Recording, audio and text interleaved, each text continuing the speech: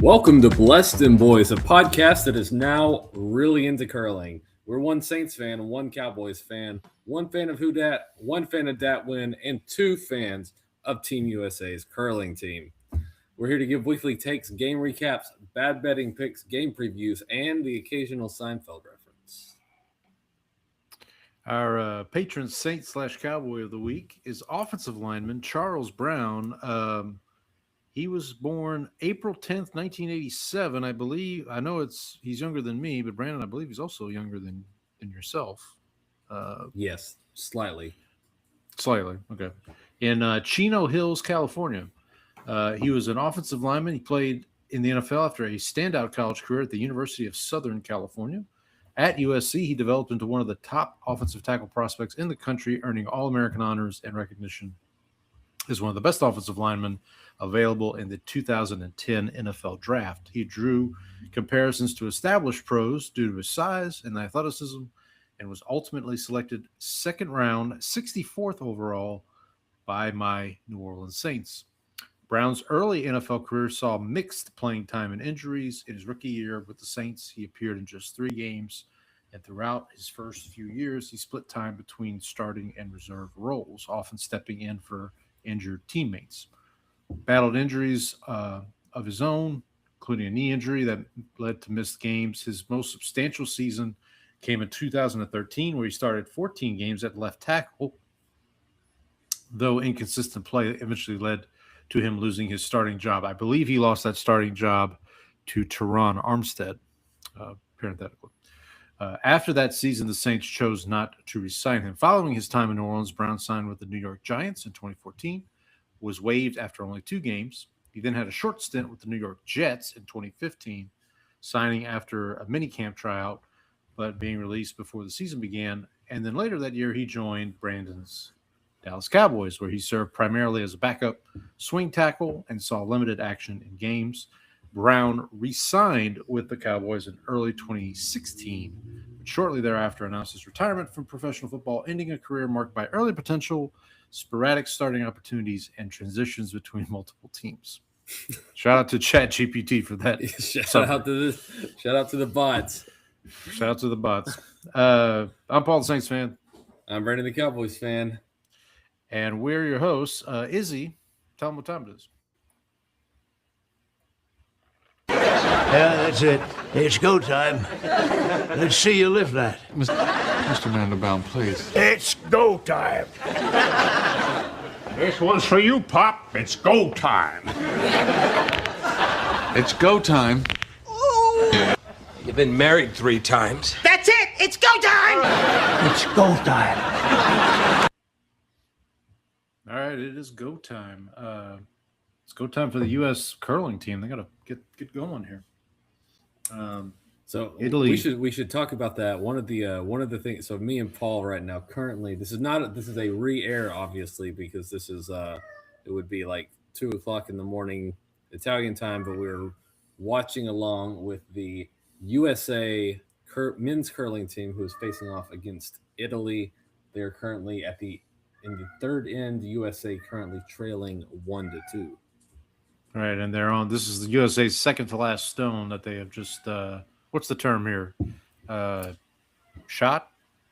Yes, Okay. They've thrown the first. Yeah. All right. So while this is going on, and USA's put themselves in a good position here. If you want to contact the show, if you like curling, please contact the show. We'd love to talk to a curling fan, or to educate at least me for sure. That should be. We need a guest on here. We need a curling related guest. Yeah, that'd be awesome. But if you'd like to contact the show, blessthemboys@gmail.com. That's BLESSDEMBOYZ. On X, our handle is still at bless_dem_boys. I'm at Paul Elliott _316. Brandon is at Ball from Grace. We are on Blue Sky, although we never check it. I did go on Blue Sky. I think it was today or yesterday. I went on Blue Sky only because Twitter was down. Oh So yeah, I was like, see that. I did see that. so I was like, let me go on because anytime I think Twitter's down, I go on Blue Sky because usually people on Blue Sky are like, "Hey, Twitter's down, and who's over here?" Thank you. That's your source to confirm. Oh, yeah, this is gonna be a tough shot for you. No, the guy from the USA just bit it. He just fell on his butt. Yeah, that's a good. There you go. Is this your Timothy Chalamet lookalike over here? Yeah, I mean, that might not be the best. Who does he look like, man? He looks like somebody. He does look like somebody. I know what you're saying. I can't think of who it is, but he does look like somebody. He's like a cross between Chalamet and the guy who played Screech on Saved by the Bell. Yeah, there's another actor I think that I can't quite come up with right now. Casey Affleck, maybe. Maybe. If you know what we're talking about and you, this is great. Chime in, yeah. Please let us know. If you're watching us on YouTube Live as we watch curling, thank you for being here. Appreciate you. Go ahead and hit that like. Oh, USA hit the button there. Got it. You know what That's I thought they right? might do? Yeah, I think what they might do there is so if you score a point, so they have the hammer. You know what the hammer is, right? No. That means you go last in that end. Okay. So let's say you have the hammer and you score a point, then the other team takes over the hammer for the next end. But if there are no points scored in an end, then you keep the hammer. So what I thought USA might have tried to do there is instead of knock it out, clear everything out of the house, keep the hammer, and then try to go and score 2 in the next end. So if you have the hammer, does that make you Thor? Exactly. Yeah. Right. See now I know what you're talking about. Yeah. Again, if you're still watching it with us on YouTube Live, thank you. Go ahead and hit that like and subscribe button while you're here. Also, you can check us out on Spotify and Apple in a couple days where this won't make sense because you won't be watching curling with us. But however you listen to us, thank you. Please leave a rating and review, like, share, subscribe. Tell your friends, tell your enemies, tell the bots. All right, so they're at commercial now, so let's transition to the next segment here. And we're going to talk about, I have a feeling we're going to be talking mostly Olympics, but we'll see what happens. But we at Bless Them Boys, we do like to discuss other things.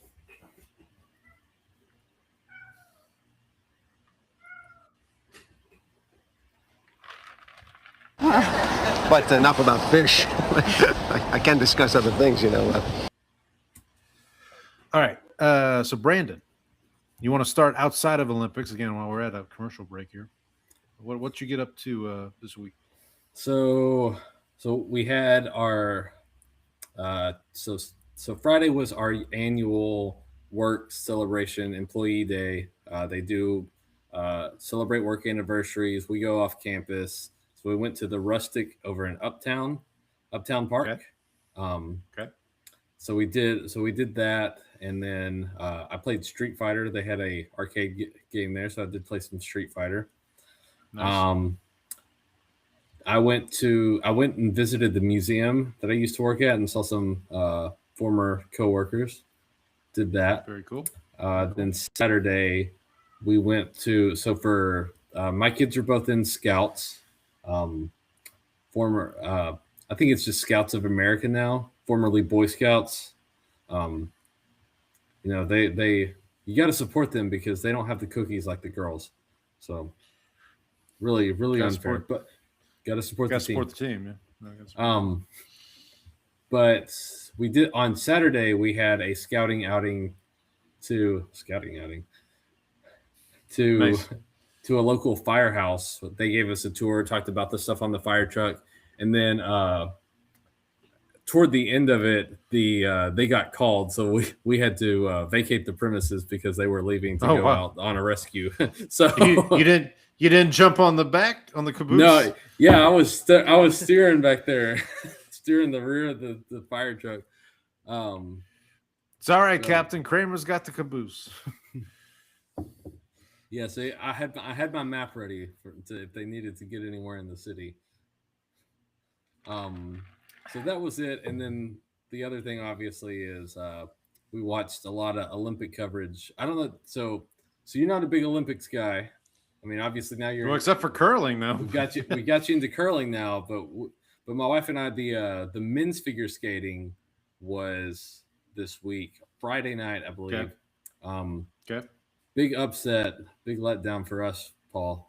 Ilya Malin, the quad god, um, just looked like the moment was a little too big for him. So he was supposed to do something like he had his routine plan. He had a lot of like multiple jumps where he does 4 rotations, which is like he's the only one there's one jump that only he can do.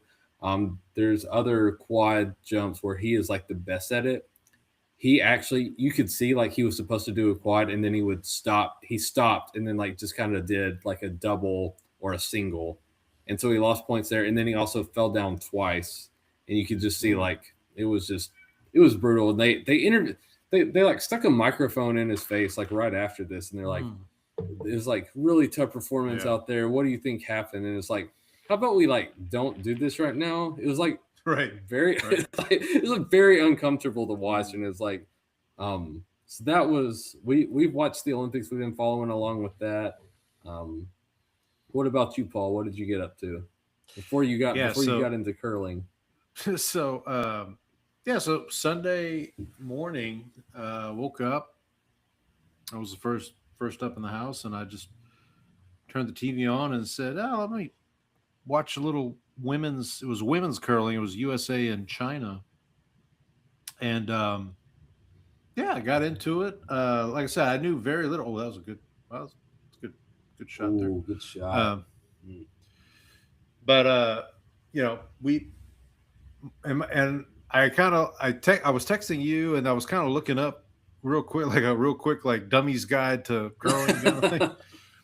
And like I kind of got the idea pretty quickly, and then I realized, because I'm so used to watching like football without the volume, I was like, well, maybe if I turn the volume up and listen to the commentators, maybe they'll explain.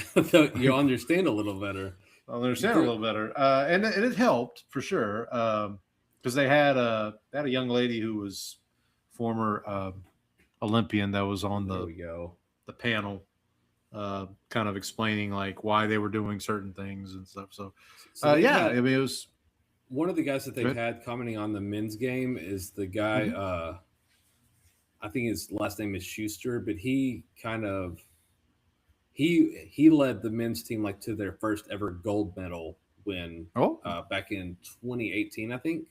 So the U.S. had like never medaled in curling before. He led the team to its first gold. And I will say, I told you before the show, I was an early adopter of curling. So I discovered this back in, I would say probably, so we're looking at, this is 2026. So probably 2002 and 2006, I discovered curling in the Olympics, high school and college. And I would wake up at like 4 a.m. so that I could watch the curling matches live. And so like, excellent shot there. Some good. Italy has hit some really difficult shots in this match here. And I appreciated you on Sunday when you were like, oh yeah, it's kind of like shuffleboard. Like I know what shuffleboard. Like okay, yeah. Well, I figured you had a general idea. Who among us hasn't played shuffleboard or the bar shuffleboard? Oh, Paul. I know Frank Costanza was all over that shuffleboard court. We're gonna have to work on your culture here. So watch this. I also watched a little bit of the NBA All-Star game. Oh, I heard bad things about this. So let me because this kind of ties into the Olympics. So there are a few events every year, regardless of how involved I am watching the sport, that I want to watch every year. One is the Home Run Derby. I just, watch the Home Run Derby every year. And the other is NBA All-Star Saturday night, because I just like the three-point contest. I like the slam dunk contest. So Saturday night, about 6:00 our time, 6:00 Eastern, I'm like, oh, let me fire up Peacock 6 o'clock Central. Central, yes. Central, Right. 6:00 Central time. I was like, okay, let me fire up NBC and watch the All-Star Saturday night. And it was the dunk contest. I'm like, that's weird. It's early. Like, are they doing the dunk contest first? That's odd. Okay, whatever. So I watched that, and then that was it. And then they pivoted to the Olympic, like the midnight, the whatever metal night in Milan or whatever they call it. And so I was confused. So I didn't see the 3-point contest at all. Missed the. I mean, apparently you were not the only one, because I heard multiple people being very confused that the schedule they made it earlier. First of all, why was it on NBC to begin with? Because shouldn't it be on ESPN or whatever? Anyway, I mean, I know it's not on TNT anymore because that whole thing, but so then I was like, okay, well, Sunday, I tuned in. I didn't watch all of the All-Star game. So for those that are not familiar, what they do now is they have 3 teams. They have a Stars, Stripes, and World team. So the Stars. So I tuned in the game, and I'm like, the Stars team was like LeBron James, Kevin Durant, Jaylen Brown. I think Steph Curry was on the bench. I'm like, what the hell? This is like all of the good. It was Kawhi so Leonard it was on the it team. was it was Team USA basically was the basically. And then the Stripes team was like the next generation. It was like the kid from the couple kids from the Pistons, like Durant or Jalen Duren. Duren, yeah, thank you. Cade Cunningham. Big Cade Cunningham fan, by the way. Really big. Yeah, so it was those guys, and then obviously the World team. That's your Jokic and your Lukas and so they do like a round robin where everybody plays each other one 12-minute game. Good shot. Excellent. One 12-minute game, and then based on those results, the 2 best teams play each other in the finals, and then, but here's my big thing about the All-Star game. Because I remember I watched it religiously growing up. I taped it. I taped the NBA All-Star game. I had VHSs. Yeah. Yeah. I loved watching the NBA All-Star game. What was wrong with it? What was the problem with it? No one tried was I think the general consensus. Well, I mean, I don't know.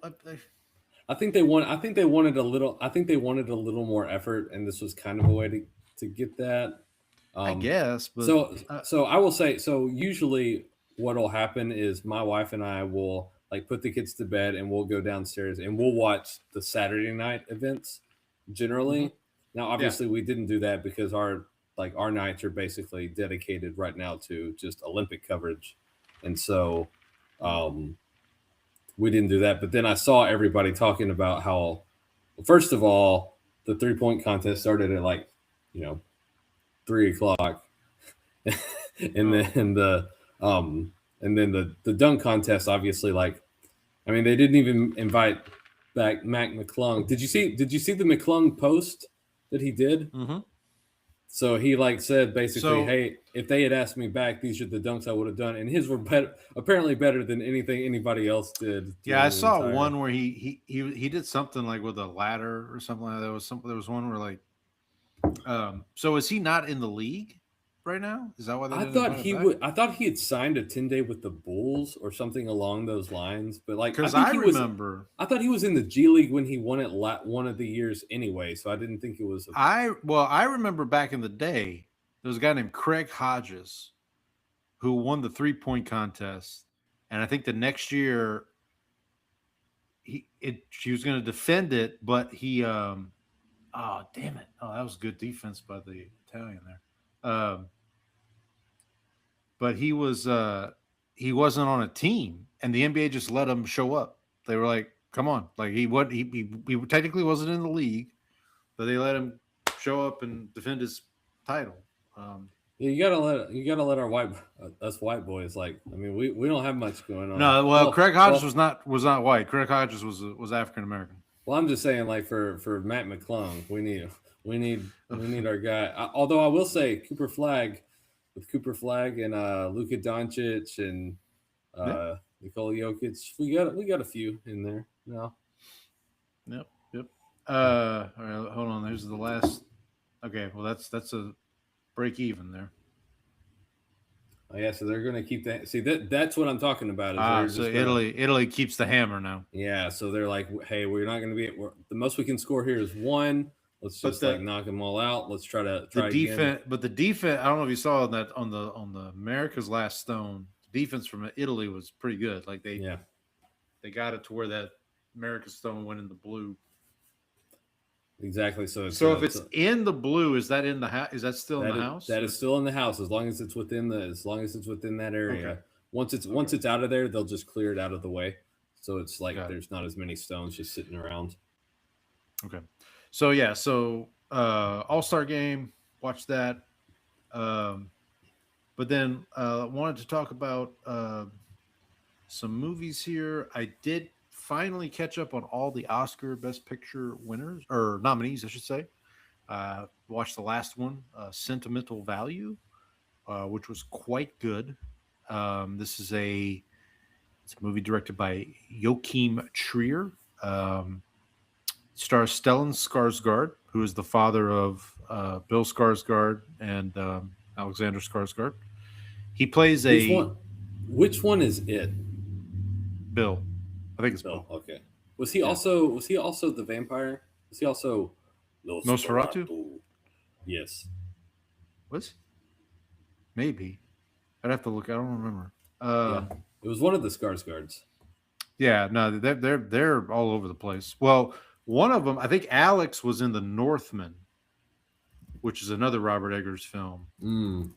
But yeah, I think you're right. I think Bill was Nosferatu. Anyway, so Cinema Value, Stellan Skarsgård stars as an aging film director who made within the universe of the movie, made a great film some years ago, and now is trying to make like one last great film. And he has two daughters who he is estranged from. He divorced their mother some years ago. One of the two daughters was in the film that he got all the acclaim for as a child actor, and had not a great experience. The other daughter went on to become a theater actor and a very successful theater actor. And is played by I can't remember her name. I apologize, but she was in a movie I talked about a couple weeks ago, or a while back, The Worst Person in the World. So she was the star of that film, which is also directed by Joachim Trier. But so Skarsgård wants to make this film. He wants the daughter, who is now the theater actor, to be in the film, but there's a lot of animosity between them, a lot of unsaid and stuff, a lot of unsaid things between them. So she doesn't want anything to do with it.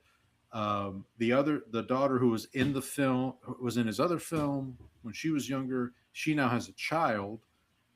Stellan Skarsgård wants that child to be in this film, but there's pushback there. So it's all kind of like family dynamics. It's very good. I will say it is a very good film.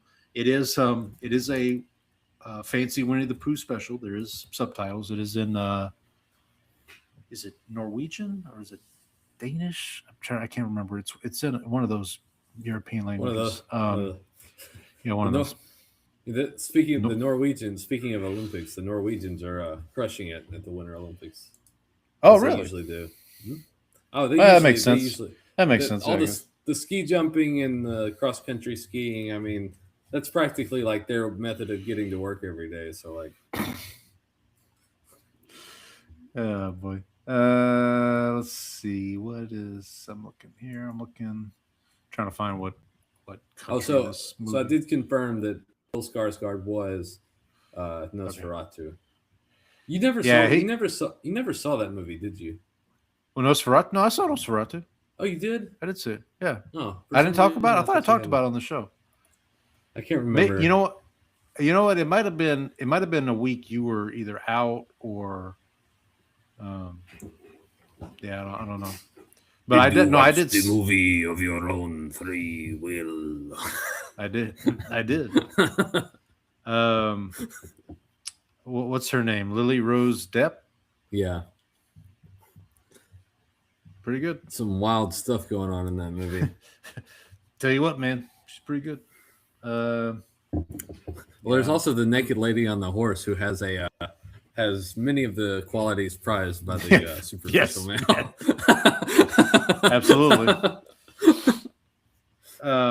So with that, so as I said, so that is the final film, the final of the Oscar nominees that I needed to watch. So I have my, if you will indulge me here, I will unveil my top 10 rankings in a moment once I find this real quick. Renata Rimsby is the actress's name. So Renata Rimsby is from The Worst Person in the World. She plays the daughter who is now the theater actor, which they kind of, based on the advertising, you think she's going to be kind of the main star of the movie, and she is. She's a big part of it, obviously. But then the other daughter, who's played by, I will not be able to pronounce her whole name. Her first name is Inga. She is nominated for Best Supporting Actress. They both are, I think. But she becomes kind of the lead in the movie. So it is primarily in Norwegian with significant dialogue in Swedish and English. Yeah, primary language is Norway. I'm looking on IMDb. So primary language, as you just said, Norwegian. Spoken languages are English, Swedish, a little German also. So, but yeah, I would recommend it. So here's how I would kind of categorize the Best Picture nominees. There is a tier of films that if any of those films won Best Picture, I would not be upset. Honestly, I wouldn't be upset if any of these won. But I'd be shocked for a couple. So it's like, would not be surprised, would be kind of surprised, and would be totally shocked. So I'm going to start at the bottom with the totally shocked. So number 10 for me would be Frankenstein. Now, I still think Frankenstein is very good. It's on Netflix. Please check it out. It's directed by Guillermo del Toro. Stars Oscar Isaac. Stars Jacob Elordi, who... where's Jacob Elordi doing next? He's got some exciting thing that he's doing. Probably the Beatles, one of the Beatles movies. No, it's not the Beatles. No, it's not the Beatles. That's not a bad guess, but I don't think it was he. He might have been up for Bond, maybe. Maybe he was up to be the next Bond. Anyway, but definitely would recommend that. Also, Mia Goth is in it. She's very good, as she is in almost everything she's in. So that's number 10. Number 9 is F1, the Brad Pitt racing movie. Look, I get it's a popcorn movie. It's only there really because it's kind of the big box office representation, but it's still a very good movie. Brad Pitt, Javier Bardem, cars go fast. Yeah, it's the reason you go to the movies. Like movies like that are the reason why people go to the movies. So the next tier, these next 3 movies, I would say I would be somewhat surprised if they won.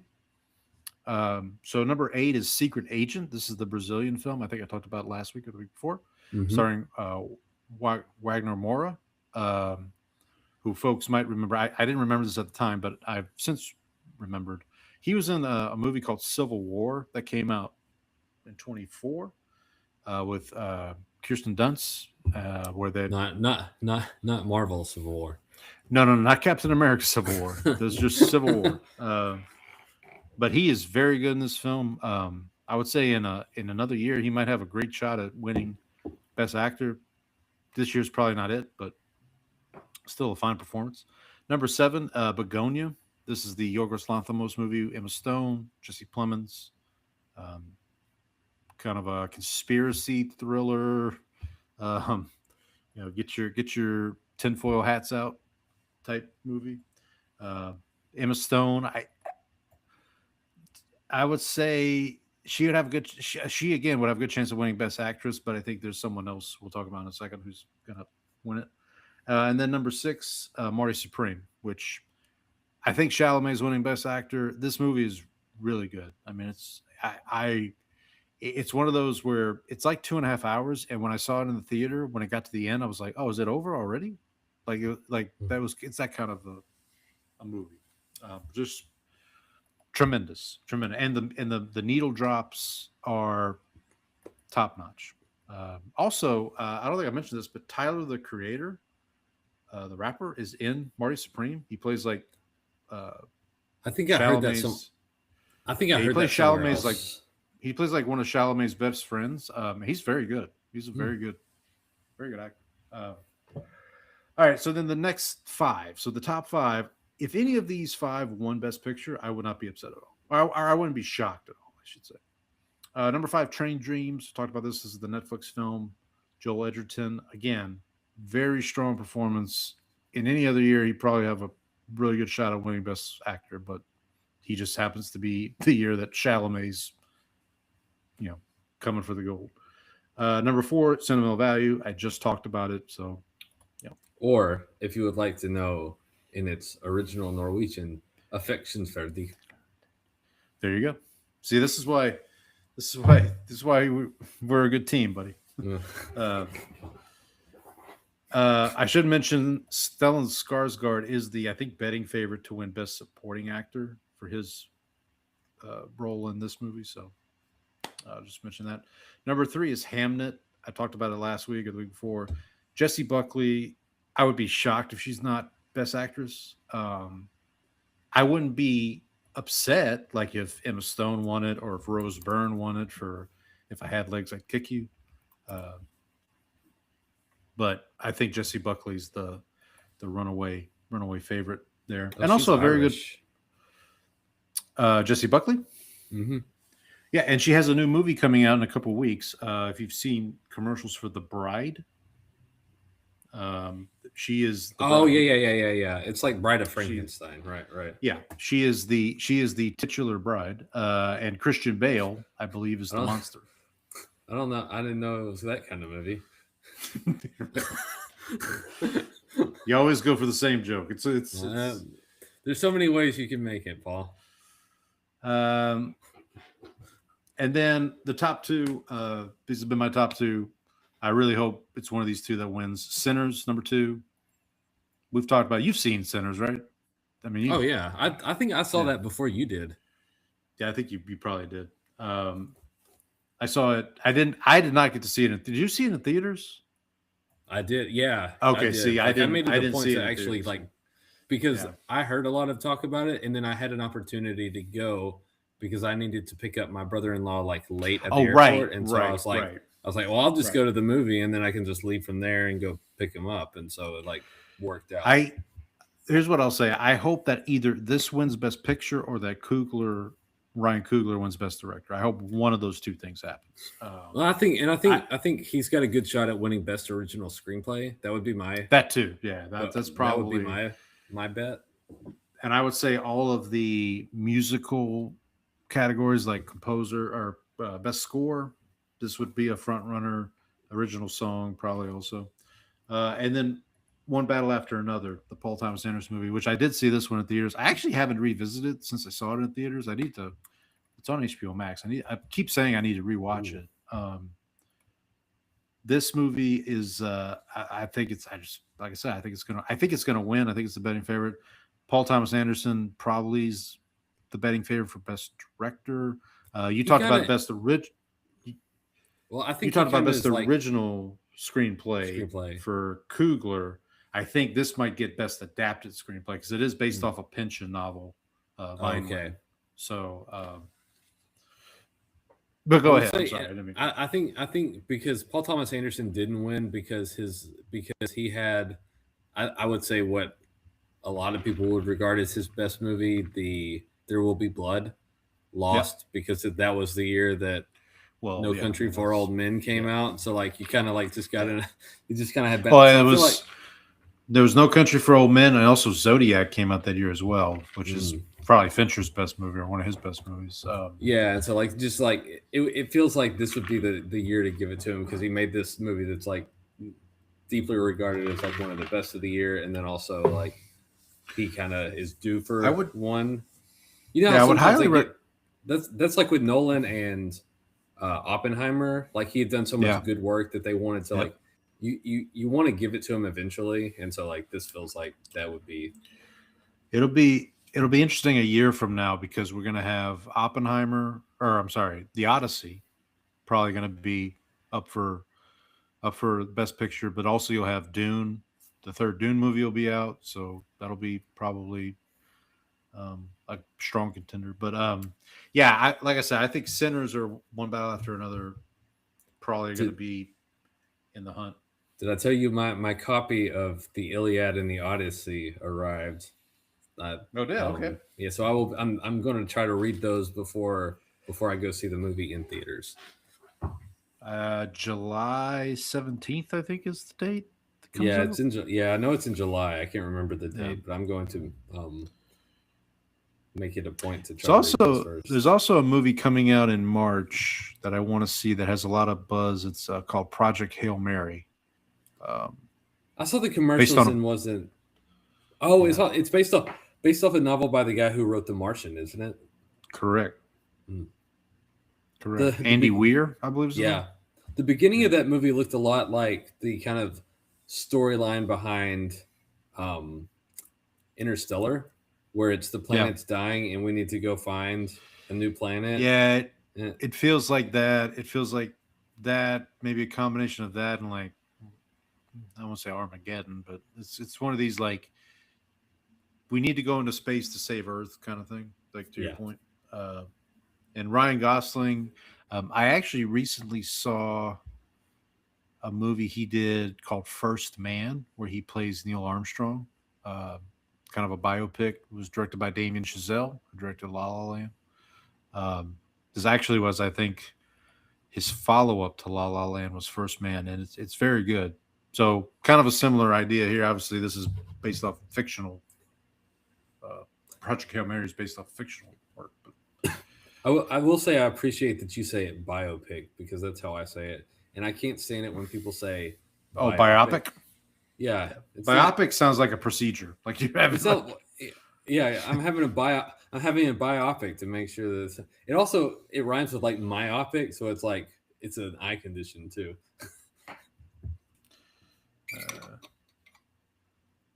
All right. So the Chalamet lookalike guy, his name is Casper. That's interesting. Okay, so USA's in good position here. Let's see what Italy can do. Here comes the stone. Here comes the stone. You know, Kramer had a stone once. Well, yeah, that one was a lot, but also an Olympic-related episode. The gymnast, yeah. Okay, well, they keep the hammer again. And they're going to try it again. They're just going to keep running that out until they can. Now, okay, so there are 4 people on a team. Do they rotate positions? No, I think you have 2 guys that like. I think there are limited ways that they play that. I can't remember how that is one thing that I like can't really remember how the rotations work. If there's like 2 people that throw stones and one guy and like the other 2 are sweepers, or if they all 4 have to throw stones, or how that works, I can't remember. All right, so I feel like there's a skipper and a second, and those 2 are the guys that throw, and the other 2 are sweepers only. So we'll have to do some investigation in there. So while we've got a commercial here, we had 2 tragic passings in the world of movies over the last week. First up was James Van Der Beek, who passed away. Was it last week? Was it third? I can't remember. It was the end of last week, I think. End of last week. So in his honor, I watched Varsity Blues. I had seen it years ago, but it's been a while. Have you watched Varsity Blues? Have you seen it? It's been a long time. I don't even remember. Okay. Where did you watch it, by the way? Paramount Plus, I think, Okay. had it. But I want to say it's on YouTube also for free because Well, I have Paramount once Plus anyway, so yeah. But here's my synopsis of that. The parents in that movie suck. Like it's just like every adult in that movie is just not good. It's just not. Seinfeld legend John Voight plays the coach, and he's a real piece of work. Like it's pretty bad. he's probably just mad because somebody sold his LeBaron. There you go. That's probably what it is. And then yesterday, as we're recording this on February 16th, we got the news, the passing of Robert Duvall, who is a legend. I mean, just Duval. They named a Yes, county he's after one- him. they did name a county after him. He was in. I mean, gosh, he was in both the first two Godfathers. He was going to be in the third, but there was an argument over money, over compensation, so he was not in the third movie, and that's one of the many things wrong with Godfather Part 3. But that's for another time. He's also in. He was in The Natural. He's in Lonesome Dove. He's in like just Robert bunch of Duvall different was in The things. Natural too. He was. He's I think he's the reporter Okay, that because that was Robert Redford was the star of that. yeah, so wasn't he? when Robert Redford passed away a couple months ago, I watched The Natural for that. But Robert Duvall is also in it. By the way, I will say if you're interested, Tubi, I just got an alert today. Tubi has put a bunch of Robert Duvall's movies up on their service. So if you want to go check out some of his work, not the Godfather movies, but some other stuff. Have you ever been to a Rangers baseball game, like in their stadium? In the new one, I was in the ballpark. I went to the ballpark. Either one. Yeah, I went to the one in the old ballpark in Arlington. Yeah, so they when the Rangers hit a home run, they play the dun, dun, Oh, dun, dun, okay. dun. They play the music from The Natural. Well, All right, so this is interesting. I have not seen a curling with the first stone. Usually, by the time they come back, they've had a couple stones launched already. So yeah, so the USA is setting up some guards early to kind of make it a little trickier to get into the house, and Italy can either try to play in behind, they can just run the USA stone off, just figure out. Oh man, those are some sweet Italian shoes right there. They look like bowling shoes almost. Can I tell you the one thing I've noticed about this? Their legs bend at uncomfortable angles as they're coming down the. Yeah. So they did. So Snoop is over there, like he was with the last Olympics. Well, they had Snoop get out there and try to throw one of the stones, and he could not balance to get out. Like he would push and then just kind of wobble. Like he could not get to a point where he was able to actually throw the stone on there. Yeah. Real quick, going back to Robert Duvall. In honor of him, I rewatched the movie Network from this one. This movie actually turns 50 years old this year. Have you ever seen the movie Network, Brenda? I have not. So I don't know if you just saw what happened, but they were not able to get it past the line, so that stone just had to be thrown out. Past which line? Past the. So there's a line that it has to There's a line. It's far that you can't even see it on this shot, but there's a line up front. So there's a green line here where he has to let it go by. That's called the hog line. Okay. And there will be, if you watch, it's going this to line. come up. This one. This line up here. Line? Yeah, right there. So the U.S. stone did not get past that green line, and that's why they had to throw it off. Gotcha. All right. So Italy is now in the house.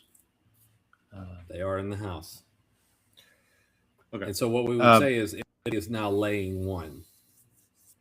Gotcha. But yeah, so again, getting back to Network. If folks have not seen the movie Network, the 1976 movie Network that has Robert Duvall in it, it's basically I could not implore you enough to watch this movie. All of the stuff that we see in media now, this movie kind of predicted, and it's kind of scary to watch it. Robert Duvall plays the head of a network, and he basically, pretty early in the movie, lays out like, I'm here to make sure we make money, and if that means I've got to cut 6 o'clock news, if that means I've got to do whatever, then I'll do whatever. The movie centers around. Oh, there's Project Hail Mary. There's a trailer. The movie centers around Peter Finch plays an on-air talent named Howard Beale, who basically he is let go. He's given his 2 weeks notice, and he has a breakdown on live TV. Like, he basically starts telling it like it is, as it were. And the network, instead of like removing him from the situation, are basically like, oh, our ratings are going up, let's let him keep going, basically. And so this is the movie. If anybody's ever seen the clip of the guy going, I'm mad as hell and I'm not going to take it anymore, that's this movie. That's Network. So I would highly recommend folks check out Network. And any of the movies with Robert Duvall. I mean, like I said, he was. I was trying really hard, and I'll use this to segue to my next topic.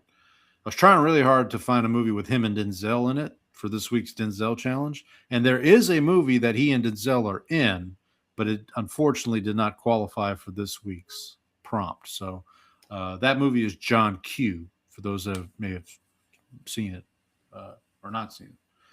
But this week's prompt for the Denzel Challenge, the Cinechums Challenge, was plurals. So it's pretty straightforward. It had to have the title had to contain a plural noun.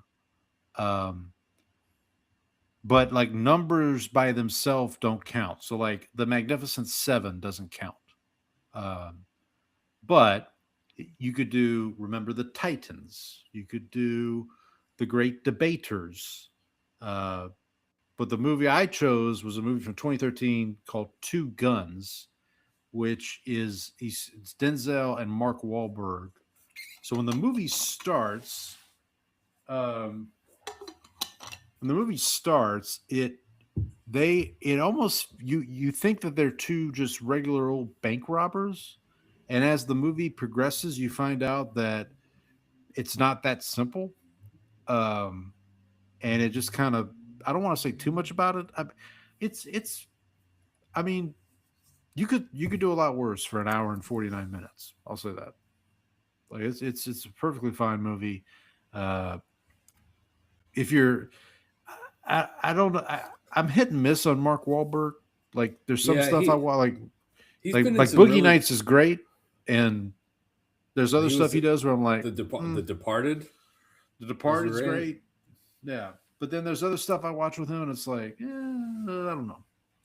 But like The Happening.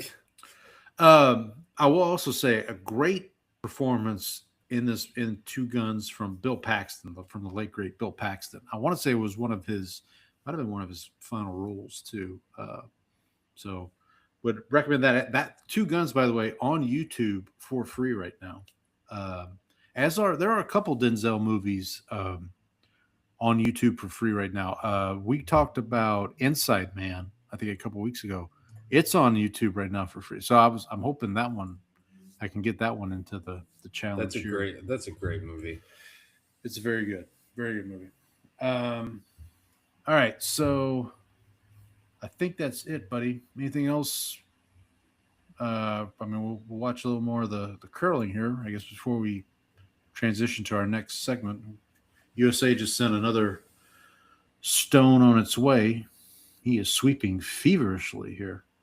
Doing, doing. Oh, very good. Take that.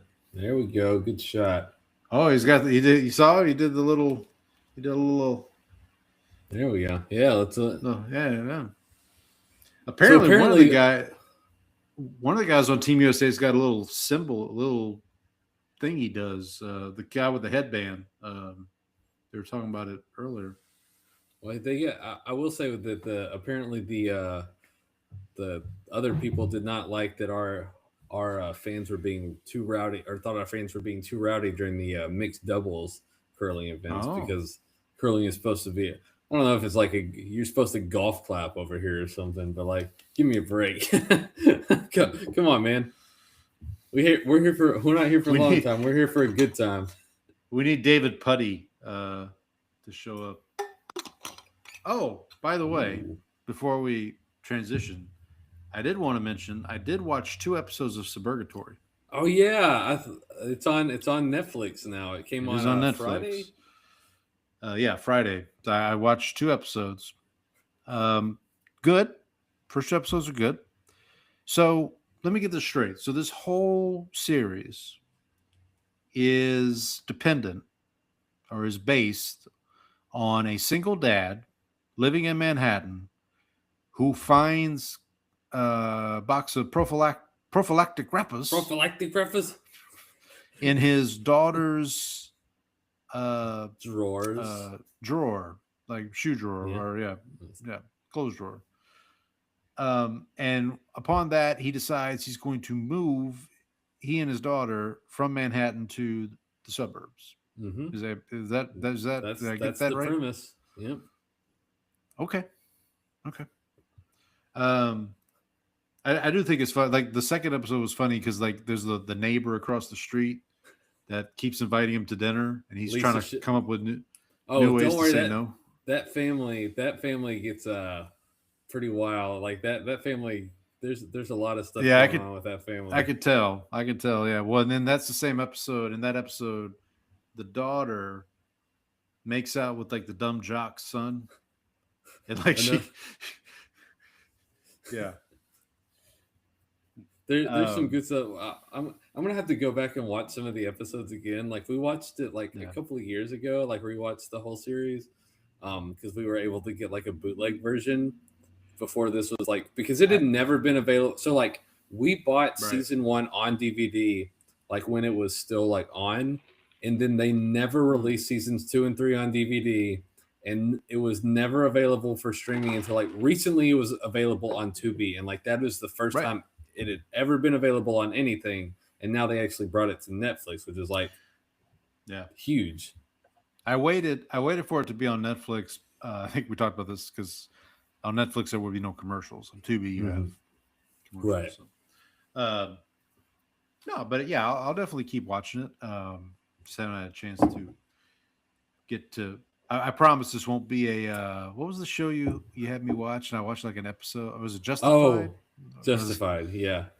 I did watch season 1 of Justified. Yeah, you never moved on to season 2 though, which is a shame because I think that show kind of launched Walton Goggins into more stuff. Like that was.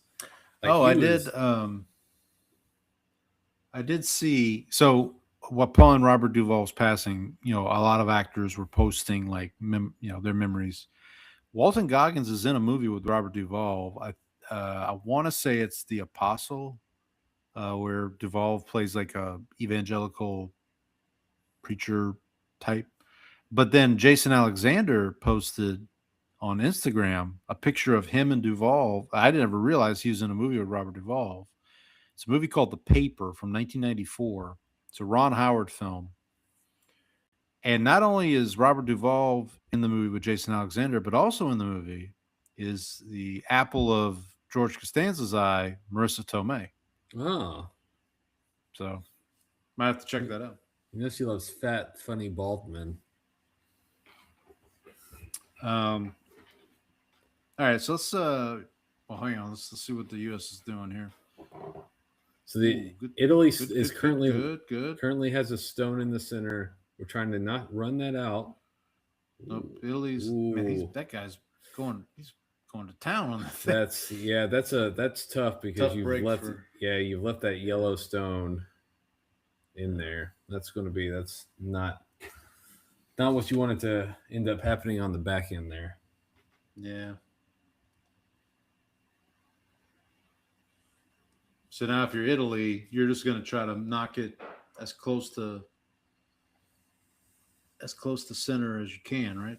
Yeah, you're just trying to get into the middle because if you're the U.S., then you're going to have a choice between like, do I knock out the center stone? Do I try to take out this one on the edge? What's the best strategy there?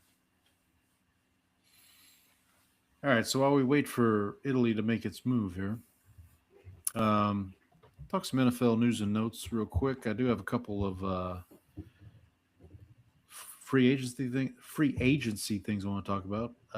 Here we go. Italy's this one's on the way here. We should coming up on the right side. Looks like. Go ahead. What was it? We should also talk about some trade rumors involving. Oh, we should talk about multiple things involving the local team, not necessarily either of our teams, but some local team news. We have two bits of breaking news. One that is confirmed is that the Texans will be building a giant complex and headquarters, basically, and I guess in between our neighborhoods. Yeah, basically. Because I saw it today. It's going to be off of 99. So that's basically there's that. Well, there's a lot of land out there. I mean, there's quite a bit of space. I told my wife I was like, maybe because that Bridgeland is really close. The entrance to Bridgeland is also really close to where we go to church. And so I told my wife, I was like, hey, maybe during the off season we're going to see some Texans in there attending church with us. There you go. And then today, I think it was today or yesterday, Todd McShay on his show mentioned as a possible trade candidate this offseason, CJ Stroud for the Texans. Let's see what the U.S. got here. Oh, I don't know if it's going to make it. I don't know. Nope. Yeah. That's not good. So now Italy with a good shot here, they can end up with 3 points, and that's honestly that's going to be tough to overcome, especially this late in the game. Yeah, because there's only 10 ends, so there's 4 10 left. ends, yeah. Okay, so how could they end up? Okay, so if they hit, they got to hit. How could they end up with 3 points? Well, if they can knock out that red, they would have to knock out that red one there. By the center. That's the one by the center. Yeah, that's what he's telling them right now. If we can knock this out and get it deep, then you can lay those two in the middle, and that last one out there, I think in the blue would be the third rock. So I did see John McClain of the Houston Chronicle. The Houston Chronicle said that there you go. 3 points. If CJ Stroud gets traded, that's 3. If CJ Stroud gets traded, he will walk down Kirby naked. And someone said, last time you did something like this in 2014, you ended up having to eat a newspaper article.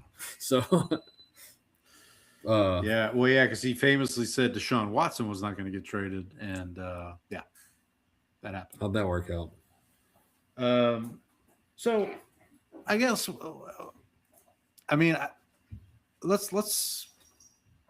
go down the rabbit hole a little bit here. It's like, first of all, who are you trading Stroud to, and what are you getting in return? Like, are you doing a swap with Arizona for Kyler Murray? Like, what are we doing here? That's disgusting. Well, we all know that the Texans have a good history of trading with the Cardinals, given the DeAndre Hopkins situation. Was it DeAndre Hopkins for David Johnson? Was that the trade, or was it? That sounds right. Yeah. I know they traded for David Johnson, and they traded DeAndre Hopkins to the Cardinals, but I don't remember if those were the same trade or not. But I don't remember. I think I think there might be a revolt in the city if the Texans trade. I mean, I'm really racking my brain to think like who. And it's not like, listen, I don't want this to come across as me thinking like CJ Stroud's a dud and he's done, but like, I mean, so if we think about it this way, so the Raiders aren't going to do it because they've got the number 1 pick. They're taking Mendoza. Mm-hmm. I mean, the Jets maybe, but like, what are you going to get back from the Jets that would make that they're not trading the number 2 pick for CJ Stroud. Well, they do have an extra first from the Quinnen Williams. They do. Trade, so they do. Oh, and also the Colts. They traded with the Colts they got that Colts trade. Yeah. So there's that. I mean, they do have some firepower. They have a little bit of fire, but are you trading a first round pick for CJ Stroud? If you're maybe. Have you seen some of the decision making that has gone into the Jets? Hold on. Wait, let me cook for a second. Who did the Jets just hire as their offensive coordinator? Well, let me look at your list over here. They hired Frank Reich. When Frank Reich was the coach at the Panthers and they had the number 1 pick, who did he want to pick? Well, I'm guessing quarterback. I'm guessing it's not the guy that they ended up picking. Not Bryce Young, but who went number 2? CJ Stroud. So there you go. So maybe it is the Jets. Maybe the Jets do try to make a play. And if we solved it. And if you're the Texans, let's say that happens. Let's say you get the Jets get Stroud, and the Texans in return get the number, whatever pick that is, 16 or whatever the Colts pick ended up being, 18.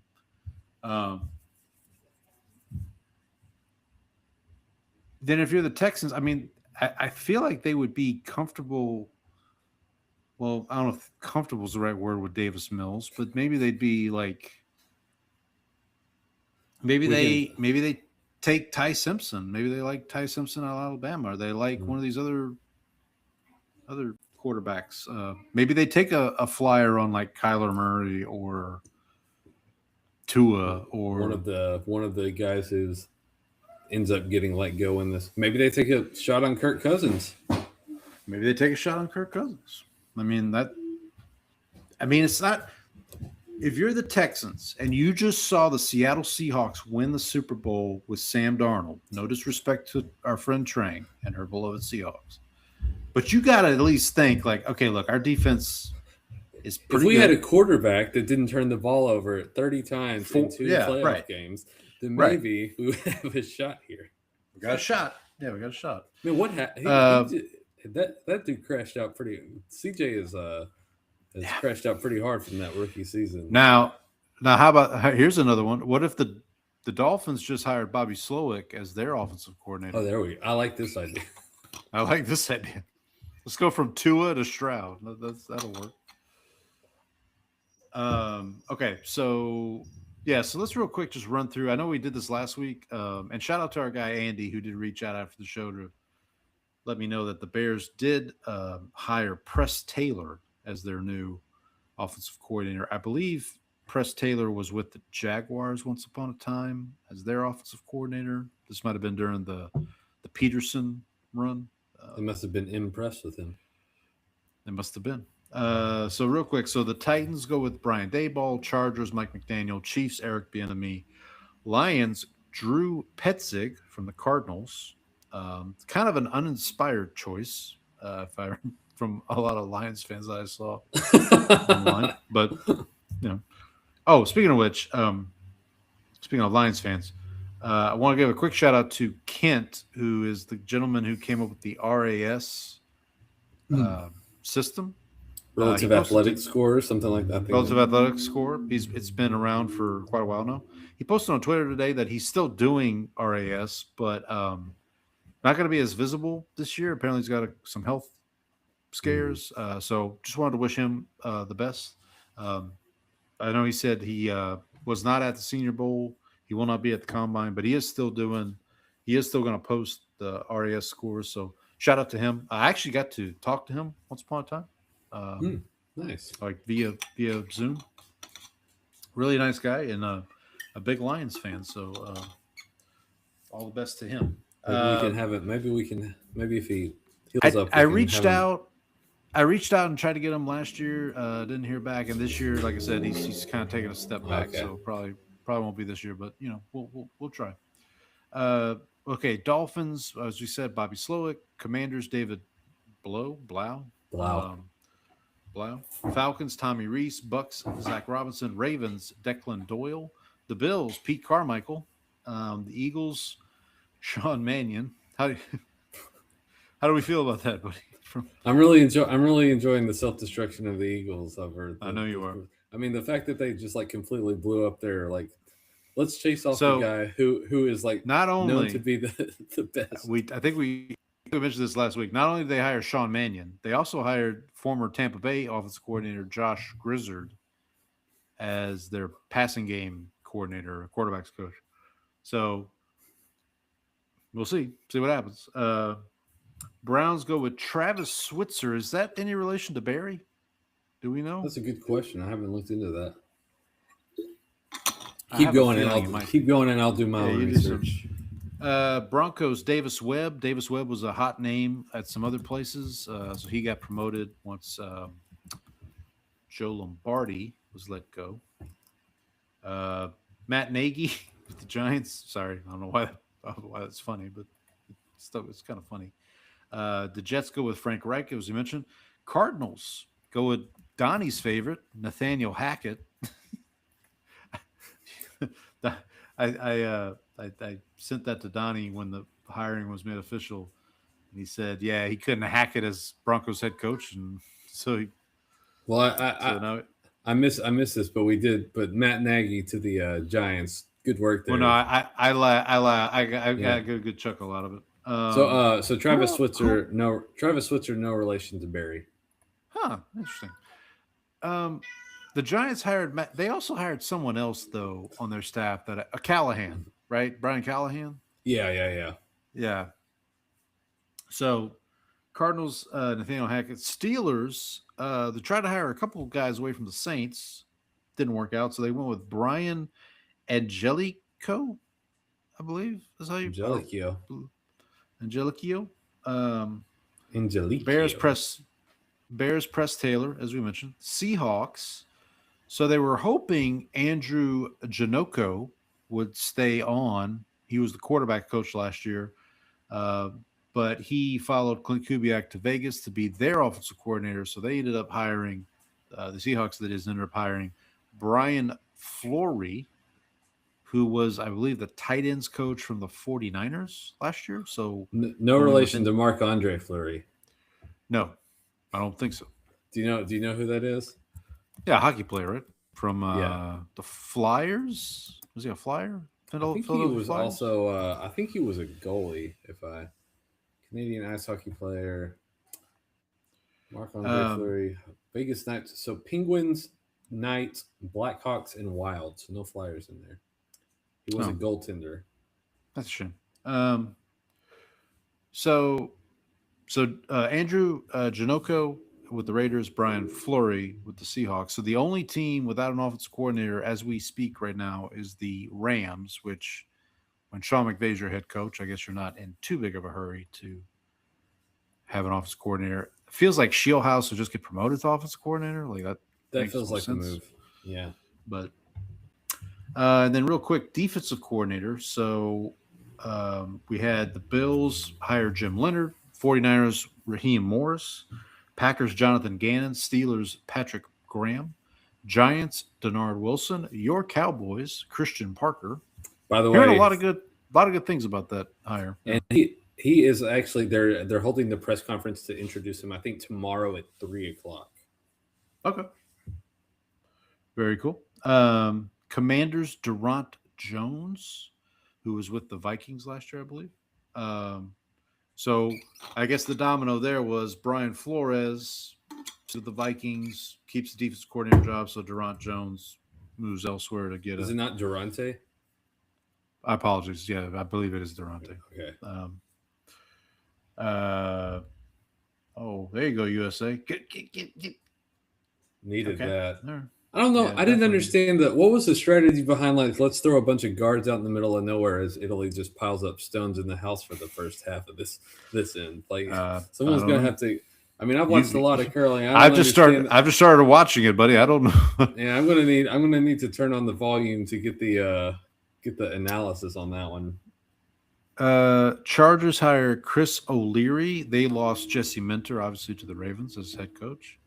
Dolphins hired Sean Duggan to replace Jeff Hafley. Teach me how to Duggan. No. Sorry. Who did the Dolphins? Oh, no. The Dolphins are replacing Anthony Weaver, who went to Baltimore as their defensive coordinator. The Jets hired Brian Duker to replace, was it Steve Wilkes? Was their DC last year? Steve Wilkes Booth. And led a Jets defense that had 0 interceptions for an entire season. That's impressive, really. It really is when you think about it. And then Titans go with Gus Bradley, former Seahawk head coach. The Raiders hired Rob Leonard. I think that was an internal promotion. The thought there is he is very well liked, especially with Max Crosby. So obviously we want to try to keep Max Crosby happy at this point. Obviously. And then right now the Browns. So the Browns kind of stepped in it when they didn't hire Jim Schwartz as their head coach. They hired Ty Mudkin. And Jim Schwartz was not too happy about it, so he resigned and was just going to take a year off of football. We'll see if he tries to slip his boss a Mickey. He might. Because that seems to be the direction he's going right now. He might. So that's all the comings and goings there. The offensive defensive coordinator. I will mention the Packers about a couple hours ago before we went live announced that Rich Bisciotti, their special teams coach, is stepping away, which my former coworker, who's a Packers fan, happily texted that to me and said, "Oh, happy day." They have not had good special teams. They have not. No. So he was my former coworker was pleased, I would say. Now, of course, you're kind of at the end of the coaching cycle, so I don't know. Good luck trying to find somebody to fill that yeah, gap. really good timing on that. I will say, as a Saints fan, it is kind of nice that we went through a coaching cycle with no changes. Speaking of special teams, that probably would have been where I would have made a change, honestly, if I was the Saints. But well, there's a new guy out there that's available. Well, apparently. All right, let's talk a little free agency, little comings and goings. Won't do too much draft talk. We'll save the draft talk for later. But ESPN has an article out about ideal free agency landing spots. I'm not going to go through all these, but I did pick out a few, obviously ones that impact our teams, and then a couple of miscellaneous ones. So for the Cowboys, and I'll just read these off and then I'll get your thoughts on it, Brandon. So in the top 50 free agents on ESPN, the current Cowboys, they have 2. So at number 2, they have George Pickens. And at number 29, they have Javonte Williams. In both scenarios, they list the best team fit as returning to the Cowboys. So I know you were a big fan of the Pickens trade. And I think a big fan of the Javonte Williams signing. So what are your thoughts on those two staying with the Cowboys? Yeah, and I think honestly for Pickens, it's probably best for both parties because if you're George Pickens, you could go and maybe sign a big deal somewhere. I know a lot of teams will probably not. I mean, he was available for a 3rd round pick last year, and nobody bit until after the draft. The Cowboys were willing to give up that because they were not able to get a wide receiver in the draft. But I think like the fact that you can see like what happened, the difference that going from a team that did not have a quarterback that was able to get him the ball to going to a team that did have a quarterback that could do that, like how big a difference that makes. I mean, like maybe he could go somewhere else and make more money, but he also might end up like wasting the prime of his career with another bad quarterback situation. But being in Dallas, it's just like it works well for both parties, where he can just be the I guess 1A, or if CD goes down like he did this year, he could be the number 1 wide receiver and help carry the offense. But you just saw what the Cowboys offense was when he was there. And so it just like feels like the perfect match for both parties, really. Yep. What about good? We should, before we do that, USA has a chance here, I think, to get 2 points So I think it's. Okay, I think let's see what we got. let's see what he's able to do. If he's able to kind of take this Yellowstone out and roll toward the middle, they should have a chance at 2. Yep. Boom. Set There we 10. go. Beautiful. Beautiful. So get some They needed that after Yeah. giving up 3 last end. So Javante's another good. I think the problem with Javante is like he sets a really good floor for you, but he doesn't necessarily have the like home run power, and so you're still probably going to need somebody to kind of fill in. Now, whether that's Jaden Blue if he's able to take the next step next season, or if you're going to end up searching in the draft or free agency for someone else, remains to be seen. But I think one of the things that we saw with him was they gave him a lot of carries just the whole season, and you could kind of see him starting to fade a bit at the end of the season. So you're going to need somebody to kind of take a little bit of the burden off of him if you want him to be, full speed for a playoff push next season. So that's the only kind of drawback I see for Javante. But I mean, he was a good player and very obviously a very good like teammate to have around. I think the guys liked him. I think he also ended up becoming friends with Jaden Blue, and so hopefully he's able to kind of teach him a little bit more about how to like be a professional. So I think he was a really great locker room presence as well. So I wouldn't mind seeing him back. You just have to kind of manage what you're doing with the rest of that position in terms of free agency and draft if you're bringing him back. So do you think, going back to Pickens for a second, do we think that's going to be a franchise tag situation? Yeah, they'll franchise tag him, and I would suspect try to get a long-term deal worked out for like I would say probably maybe like 3 years with a player option or something like that, where maybe he's able to hit the market a little earlier than you would with like a normal deal. The number I'm seeing here is a 1 year, $28 million. This is from Bleacher Report that they're kind of projecting for Pickens. Yeah, and I think that's the franchise tag. That's the franchise tag, yeah. Any Cowboys potential cuts that you're hearing about? No, I think there was some talk about the right tackle whose name like Smith. No, Tyron Smith, Terrence. It might be a Tyron. Terrence Steele. But I think with the way he ended up coming, because he was coming off an ACL injury before, and he kind of got better as the season went along. And I think for the amount of money that you could save, like you would basically just be reopening up a roster spot, and you're probably going to have to spend that money on his replacement anyway. So like, what's the point of like really moving on from him? I think Kenny Clark may be someone that they look to like renegotiate with and maybe extend so that they can move some of that cap hit around. I think that's going to be one of the items. I think you probably look at like maybe reworking some of the money on some other guys' deal as well, because they'll be able to like, I think they're pretty well over the cap right now, but they'll also be able to free up a lot of money pretty easily with just some basic restructures. So now you mentioned going back to the running back position for a minute. You mentioned potentially in the draft. How would you feel with the Cowboys having that extra draft capital with the extra number one or first round pick?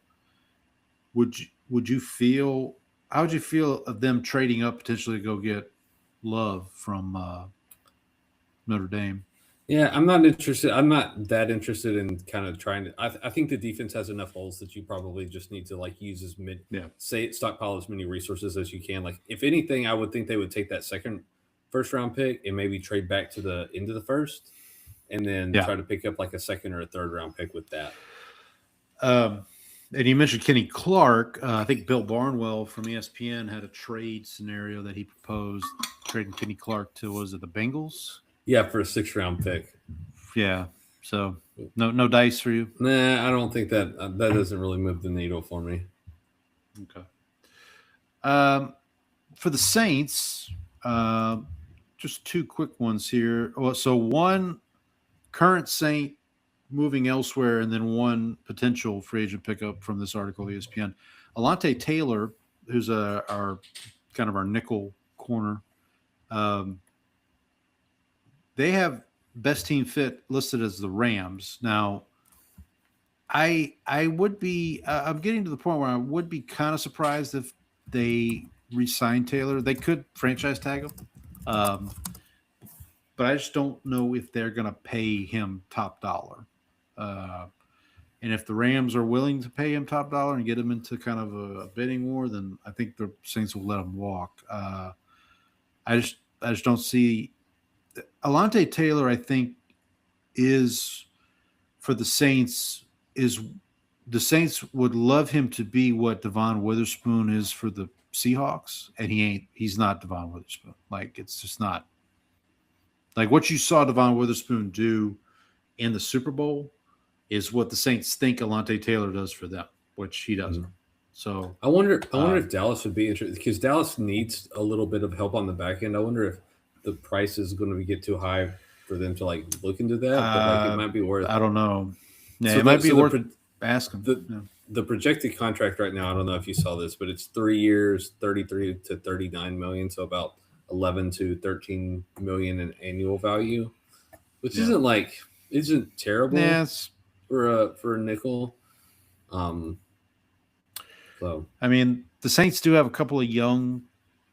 Obviously, they have Kool-Aid McKinstry, the Quincy Riley. They have a couple. They have a couple young folks ready to step up. I think if Taylor does move on, the other. This isn't in the article, but I'll just mention Demario Davis, the linebacker. The big talk right now is he's might move on to the Bears. Shout out to Andy because Dennis Allen, obviously defensive coordinator with the Bears. There's a relationship there. So if he decides to move on out of New Orleans, which I would hate to see, Demario Davis is one of my favorite Saints. I actually have I only have like 3 Saint jersey related items. I have a Breeze jersey, I have a Darren Sproles jersey, and I have a Demario Davis like jersey shirt, like one of the shirts that's like a jersey. So obviously would hate to see him leave, but would wish him the best if he chose to. The other item in this article regarding the Saints is they listed Kenneth Gainwell, the running back who was previously with the Steelers, as a best team fit for New Orleans. Obviously, Gainwell was with Philadelphia when Kellen Moore was offensive coordinator, so there is the relationship there. This ties into something that came out today, which is Alvin Kamara could be a cap casualty, which I understand, but I do hope if you're going to do that, if you're the Saints, that you have a plan, because right now they ended the season with the running back tandem of like Audric Estime, Taysom Hill was taking snaps as a running back. Sounds pretty bleak. That explains a lot of the Jeremiah love to the Saints projection. Absolutely, yeah. So I think right now that's part of it. The other thing is the NFL just does not want Jeremiah Love ending up with the Chiefs. I just don't think that's not what people want. I did see a mock draft today that had him dropping to the Chiefs because I think the Saints were picking somebody else. They were picking receiver, yeah. A receiver, yeah. Yeah, right now for the Saints, it's either receiver or running back, except for this one random PFF draft I saw today where they're picking Cassius Howell from A&M. It's like an edge rusher. Okay.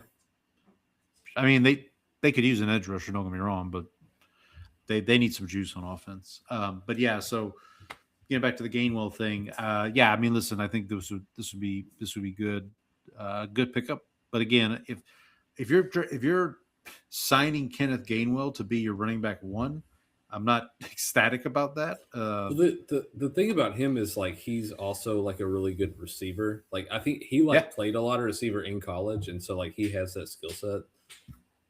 Yeah, so I mean, they mentioned in this. They mentioned in the article about him being crucial third down back for the Steelers last year.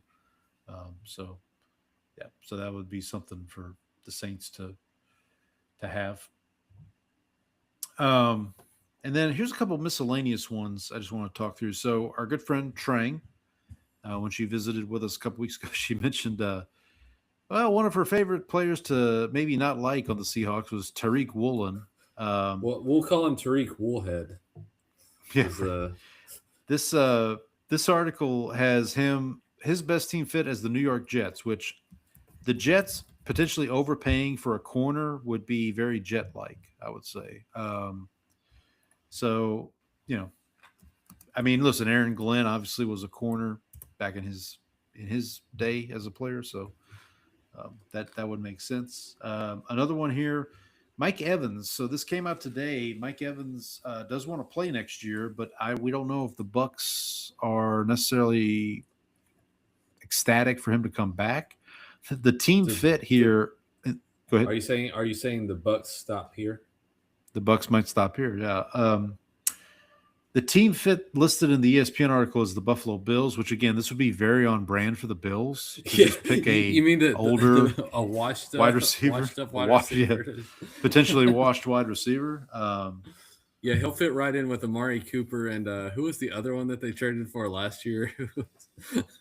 Well, Brandon Cooks, wasn't it? Brandon Cooks was yeah. There we go.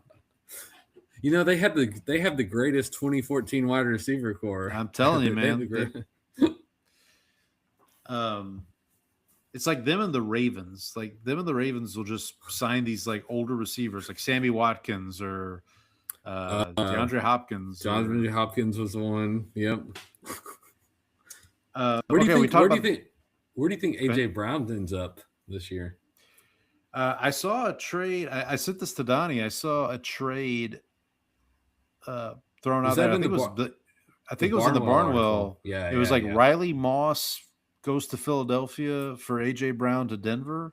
Uh-huh. I just asked Donnie. I said, "What would you think about AJ Brown to the Broncos?" And he said, "He just doesn't see Peyton doing that." And Sean Payton is not.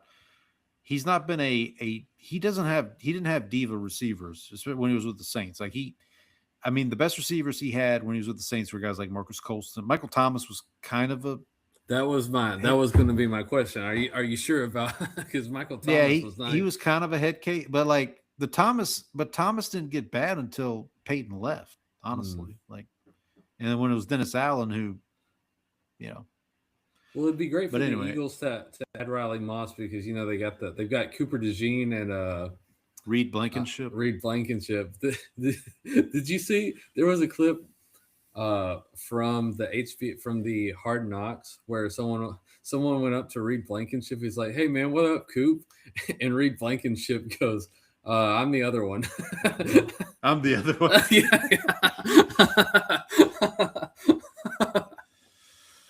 Nice. All right, Italy just got a good strike here, so they're in another prime position for some points. Yeah, USA currently outside of the house at this point. They're going to need to be let in. We talked about the Chiefs and running backs. This would be an interesting fit. Travis Etienne from the Jaguars. I've also seen articles linking him with the Saints. So he is a Louisiana native, at least I think he's a Louisiana native. His name is French, so you would assume that they're Etienne. Yeah. I did want to throw this one in again for our friend Trang. Rashid Shaheed, who the Seahawks traded for middle of the season last year. They have the best fit for him just staying in Seattle, which I'm sure would be okay with Trang, especially after his performance. They don't want to be Shaheedless in Seattle. No, they do not. Another trope here that I've seen over the last couple of years, Joey Bosa seems like the edge rusher for hire. He just goes to teams that need an edge rusher, and then he is like a Jadeveon Clowney now as the that's exactly who I thought of this morning when I was thinking about this. He's the edge rusher that teams are like, oh, he can fix us. He can help us out. So the Locked On Cowboys guys actually had a debate. They said because the two free agent edges that are kind of in that not upper tier. I think Trey Hendrickson is probably going to get the most money. Yeah. But Joey Bosa and Khalil Mack, who would you rather Dallas sign? I think Landon McCool came down on the Bosa side. I would kind of I know he's a little older, but I kind of like Khalil Mack a little better just because he's got kind of that experience as like a sort of like a 3-4 ends guy who can kind of drop off and maybe play a little coverage. And you're probably going to have to manage snaps for either one of these guys. But I just kind of but those were the two guys that were kind of thrown out there. Mackey's back in town, as it were. But in this article, they have Bosa signing with the Lions, which opposite Aiden Hutchinson would make sense. Al-Qadim Muhammad, who had a pretty good season for the Lions, he's actually a free agent as well. So that would be something to keep an eye on. I didn't do this on purpose. I didn't realize it until just now. So if you recall, in the NFC Championship game, the safety for the Rams that made the interception of Caleb Williams this would have been the interception that led to the Rams winning the game. I guess the drive that got them the points was safety Cam Curl, which is appropriate for this evening since we are watching curling. There we go. Cam curling. But even more appropriate, this article has Cam Curl signing with the Bears, ironically. And it wasn't the NFC Championship game. I'm sorry. It's the divisional game. Right. Against the Bears. Right. So both of Chicago's starting safeties, Jaquan Brisker and Kevin Bayard, they are both free agents. Bayard, maybe? Yeah. Yeah. You're talking about the safety, right? Yeah, the safety. So Brisker and Bayard are both free agents, so Cam Curl could come in as a replacement there. Just thought that was an interesting one. Former Cowboy legend Rico Dowdle. This one's for Donnie. Him signing with the Broncos. Now the Broncos, obviously, they have R.J. Harvey, J.K. Dobbins played okay, I guess, in this past year, but Italy just took 2 more points, so they're up 7-4. They got those 2 points back. Yeah. I will say I wouldn't mind. I also wouldn't be opposed to Rico Dowdle. I wouldn't be opposed to Rico Dowdle coming back to Dallas either if you can't get a deal done with Javonte. He might be a good option for the Saints too. Honestly, if they're gonna part ways with Kamara. I mean, Rico showed he could be a running back 1 in Carolina. I think.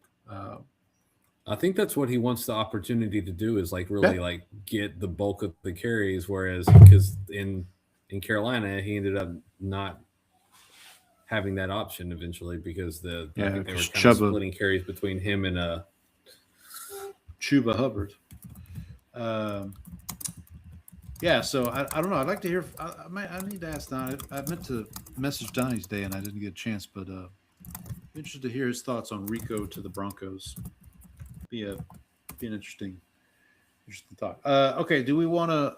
I think we should just stay on until the end of this curling match here. We got 2 ends left. Yeah, might as well watch it to the end. Watch it to the end. Right now, I've got an Arby's commercial. Now Giannis and his daughter are on TV. So Giannis didn't get traded. Is the thought that Giannis is going to get traded in the offseason now, or what's the prevailing thought there? I think someone suggested that he is waiting for the Knicks to come up with the trade assets to get him this summer. Oh, that was another guy that was on the Stars team, was Jalen Brunson. So like the 5 guys on the court were like LeBron, Durant, Brunson, Jaylen Brown, and I forget who the 5th guy was now, but it's just like, man, they put all the All-Stars on one team. This is crazy.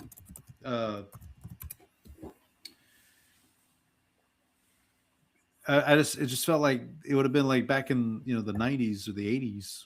They put like Magic and Jordan and Bird and Malone and Olajuwon like all on the same team. or Barkley, I guess. Who was your power forward of choice back in the day? Was it Malone or Barkley?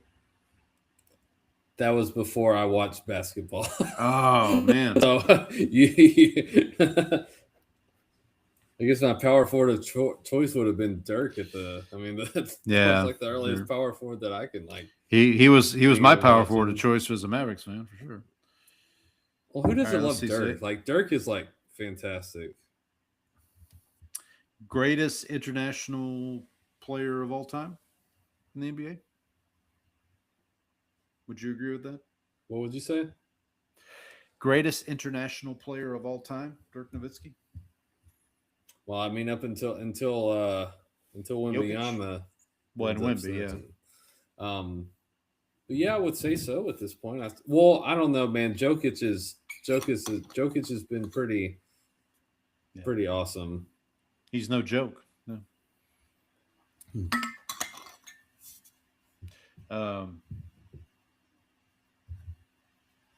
Yeah, I remember back when I first started watching basketball, I would get the like almanacs every year and look up player stats and try to figure out who's the.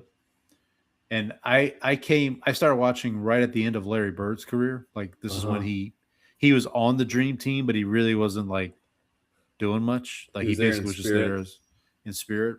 They would take him out for like Chris Mullin or let's see what we got here. Who's shot? Hey, Paul. Yeah. What's Forrest Gump's favorite pasta? Don't know. Penne. Wow. Switzerland's pretty good at curling, huh? Yep. 6-0. This is going to be a tough loss, man. We could have we would have locked up a spot in the semifinals if we had won this match. So now you're going to be 4-4. It's not over. Not over yet. Yeah.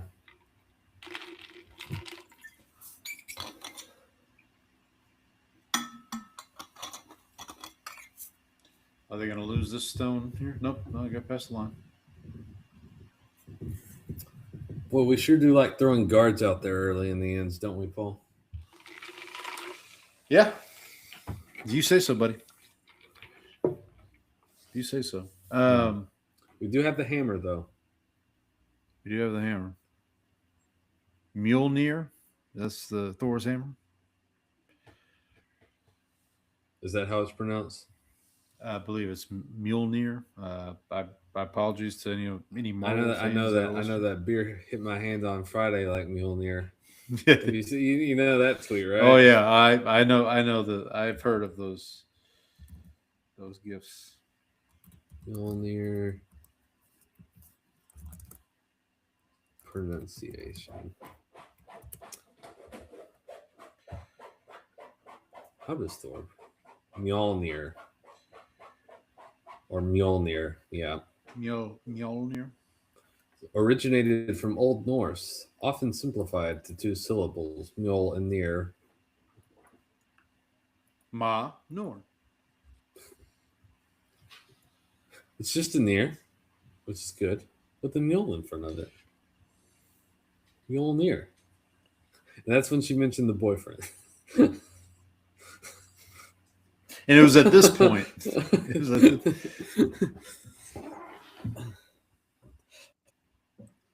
Man. He thinks she's refunding? Oh, this is that episode, the episode that where he with the Ma Noor situation. Yeah. You know, that's the episode because George is like that's where he has to go to walk back in, and Jerry is like trying to psych him up to go do this, and he's like, "Oh yeah, come on, George, she's not going to put him on the glass."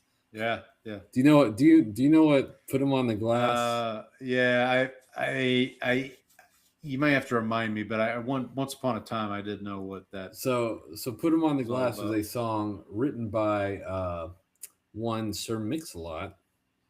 Nice. which was how should I put this? So you know he has Baby Got Back. I'm aware. Yeah. And so this song would be his ode to The front? another part of the female anatomy. That most men are that most men prize. Prized by the superficial male. And so that it is a song about that. But apparently this song quickly became a strip club anthem. Oh, I'd imagine so, yeah. So it's got some pretty good lines in there.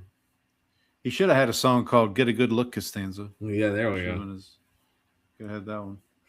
I think one of my favorite lines is "B double." Oh, by the way, you know whose birthday it is today? Denise Richards. Richards. There we go. There you go. So one of my favorite lines from that song is BOOBS straight sitting in the window. I'd rather kiss them than Indo. Wow. Just a. So you know what's funny is there was also. Do you remember the Pussycat Dolls song "Don't Ya"? Yes. Yeah. So apparently, Sir Mix-a-Lot made a lot of money off of that song. Oh, because the beat was similar. It wasn't the beat, but he had a song back in the I want to say late '80s called "Swass," and the chorus or the hook for it goes, "Don't you wish your boyfriend was swass like me?" And so they took that, and so they had to pay royalties on that because they used that sort of rhythm in the line from it. So there's some interesting facts for you, Paul. Yeah, that's. I mean, listen. While we sit here watch curling, I mean, why not learn about history of hip hop while we're What was that segment that we were cooking up earlier? What was that? Two middle-aged white guys talk about hip hop. There we go. I did have a. Oh, there we go. I had a pitch for. I had an idea for something I wanted to run by you. Might as well. We can talk about it now. So, my wife for dinner this evening wanted Subway. Eat fresh. Eat fresh. And like most restaurants, fast food restaurants like Subway, if they have an app, you order on the app and you can just go pick it up. Now, Subway doesn't have like a curbside option or a drive-through option, but you just go in and pick it up. But, a lot of these restaurants like Whataburger, Chick-fil-A, they all have, you can choose. You can either do curbside, you can drive through, you can do pickup. So what I noticed at the Subway by my house is folks, if you've been in a Subway, usually if you go in and order, you start at the far end of the store and you move towards the front of the store where the cash register is and you pay. They put food, when you do an online order for a pickup, they put your food on the counter right by where the register is. And they have your name on a receipt so that you know it's your food. So my idea was, what if there were a way, if you were someone of a certain nature, could find out that like you could do some kind of hacking where you would know, okay, Paul just ordered at this Subway. It's going to be ready at whatever 5:30, and you could somehow prevent Paul from showing up on time, and you could just walk in and grab it and leave, because this is I guess the key part of this is when I've gone in there to get my food, I've never been stopped. Like I just walk up, look up, that's mine, and I just walk out. Nobody asked me if I'm Paul. Nobody. There's no form of ID. No one is presenting form of ID for. But this is my question: is like, is there I don't know if this would be a movie possibility, but my thought was like, if there was someone who was, for lack of a better phrase, stealing people's food and then gets caught by someone, and then they have to I don't know. Is there something there? I'm surprised that people don't just grab the food anyway at some point.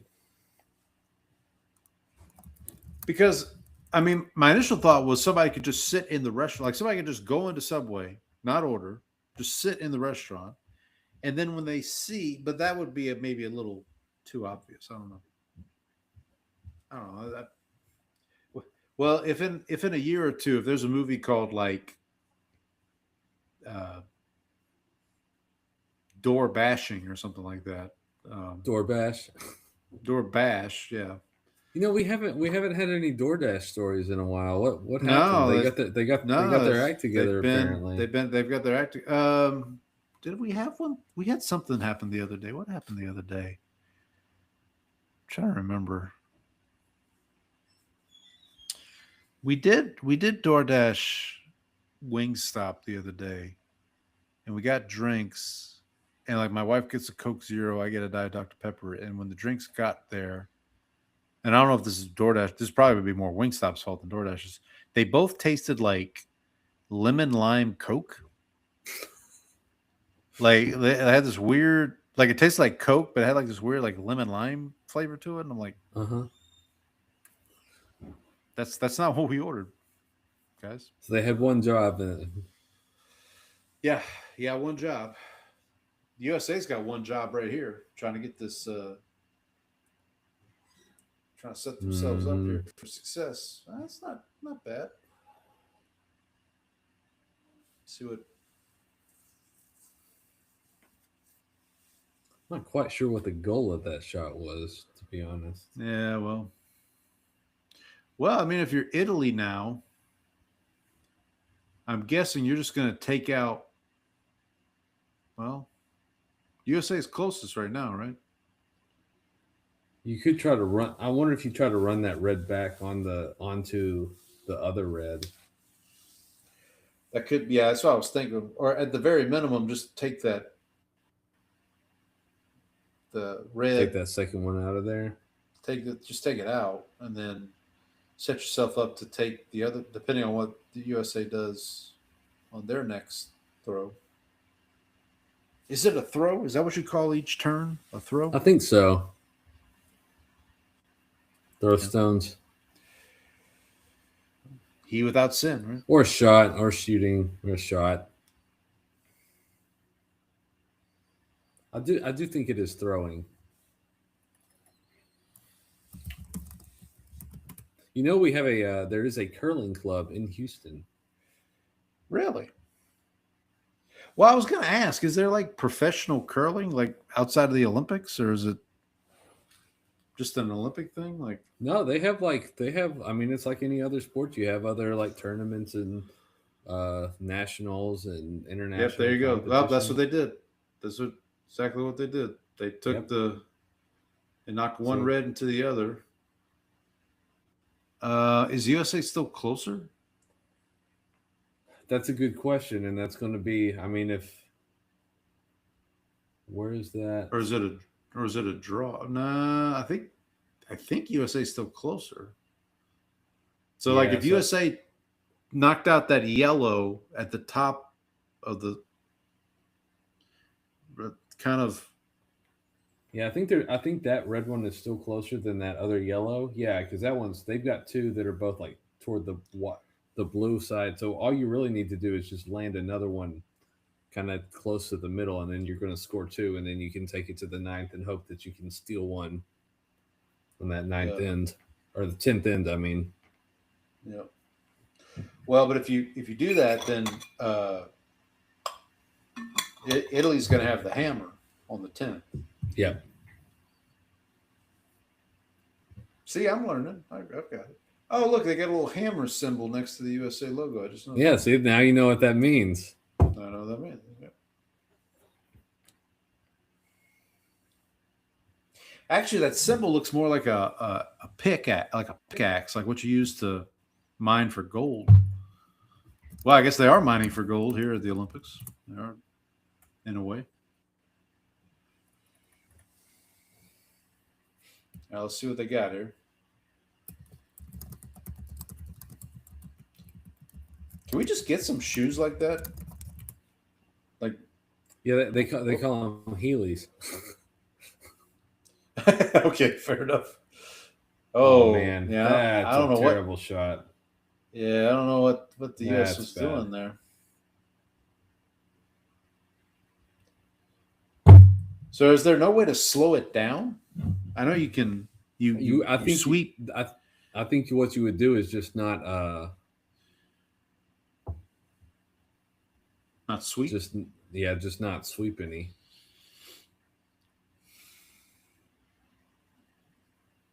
Now, obviously, as they're going down the lane there, any of the stones that are already in place, they can't touch those, right? That's a violation. Yeah, you wouldn't be able, like, you mean like touch it with your brush or something like that. Well, or with your body, because that's why they have to Yeah, contort yeah. their bodies such a ways sometimes. That Yeah. Like, yeah, I don't know. I don't know what the penalty would be for that, but I'm sure there would be something. Death. Yeah, Oh, dismemberment, man. maybe loss of a limb.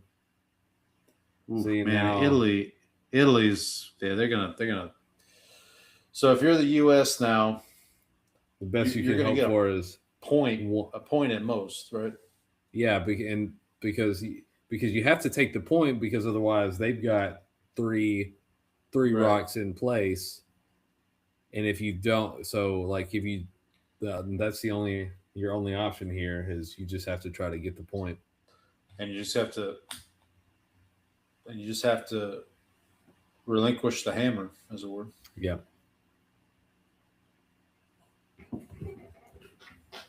Who does this guy look like, man? This guy's it's bugging me. I tried to ask ChatGPT and it wouldn't tell me. Okay, it would tell you. No, it said I can't tell. It said I can't tell. I can't do that. And I was like, out of respect. I said, well, I'm actually working on a project for casting, and it was like, oh, I still can't do that. And I was like, screw you, ChatGPT.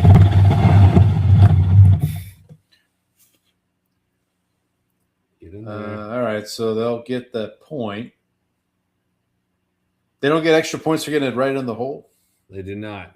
There's no bonus points. No bonus points. That would make it interesting. So, look at this. I'm watching curling for 2 days, and now I'm trying to figure out how to make the sport. Oh, well, that's the best part of the Olympics, is becoming an expert on a sport that you've only watched for like 2 days. And you won't watch it. You won't watch again for another 4 years. One of my like favorite tweets about the Olympics was like, it was a man who in the prime of his life, like best shape of his life, one of the world's like greatest athletes, slightly makes an error on his like skating jump, and me on the couch spilling Cheetos, sliding down, falling over my shirt is pathetic. Hey, when's the NFL scouting combine? That should be coming up. That's coming up soon. I think in the next couple of weeks. I want to say it's next week. So my wife has asked. My wife has informed me that there's a movie that she wants to go see in theaters. Okay. What is it? We will be go seeing together. Do you want to hazard a guess? Well, I'm not as familiar with your wife's taste in movies. It is a sequel. Is it? Oh, Devil Wears Prada 2? Yes. I have not seen the first one. Have you seen the first one? It's good. It's good. That's what she said, is like it was a good movie. So I think we're gonna try to watch it soon, and then go see the second one when it comes into theaters. Very, very good Emily Blunt performance in the first one. Obviously, Meryl Streep is. I didn't even know fantastic. who she was at that point. No. Yeah. Well, so my first exposure to Emily Blunt was probably the Quiet Place movies. Mm-hmm. And so you watch those movies and you think, oh, this is like a badass action star type, like in the vein of like Sigourney Weaver in Alien. Or Linda Hamilton in The Terminator. And then you watch Devil Wears Prada, is like, oh no, she's got some dramatic and comedic chops as well. Also, Mary Poppins. I have not seen that. I didn't. You haven't seen the new Mary Poppins? I have not. Yeah, so the scouting combine, buddy, a week from Thursday. Underwear Olympics. There you go. Let's see. Do they have the lineup here? Yeah. So Thursday, a week from Thursday, place kicker, defensive line, and linebacker. Friday is tight ends and defensive backs. Saturday is the big day. That's quarterbacks, receivers, and running backs. And then Sunday, March 1st, will be the big uglies, the offensive line. You know, this Sunday will mark the end of the Olympics. It's a sad day, Paul. Only got a That's few it? more days. Man. A few more days. It's Wow. 2 weeks. It was. Wow. I appreciate that the Olympics started when it did because that gave me like a transition from like football is over. Yeah. But I still have some like sport to watch. It's something that you don't have most of the year. I mean, most years it's like, okay, the NFL season ends, you have maybe NBA All-Star, and you got to wait for the combine. All right, U.S. will play Great Britain tomorrow, so that'll be their final match. We're now assuming they don't make the semifinals. Yeah. First final round robin match play. Yeah, there you go. I did see a mock draft real quick, going back to that. I did see a mock draft where the Cowboys landed Arvell Reese from Ohio State. Buddy, if that happens, I don't want to hear anything from you. But I'd be okay with that. I was about to say, you better be okay with that. Cause that'd be first of all, he's the one defensive player that if the Saints had the chance, well, it's him or Caleb Downs. Yeah, are like the two defensive players that I'm like. That's where I would be like, okay, you could if they fall to 8, then you have to consider them. Yeah, Caleb Downs is the guy that I am kind of hoping ends up falling to, but we'll see. Right now for the Saints, if it's not Jeremiah Love, it's like Lemon from USC or Carnell Tate from Ohio State or Tyson from Arizona State. Those are the okay. So Italy's just trying to win it now. They're just So you're just you don't even care. You're just trying to prevent the U.S. from stealing any points. Now, what happens if they end up tied at the end of this end? Extra ends. Nice. Which I think it goes to sudden death at that point. Is it burnt ends at that point? I love burnt ends.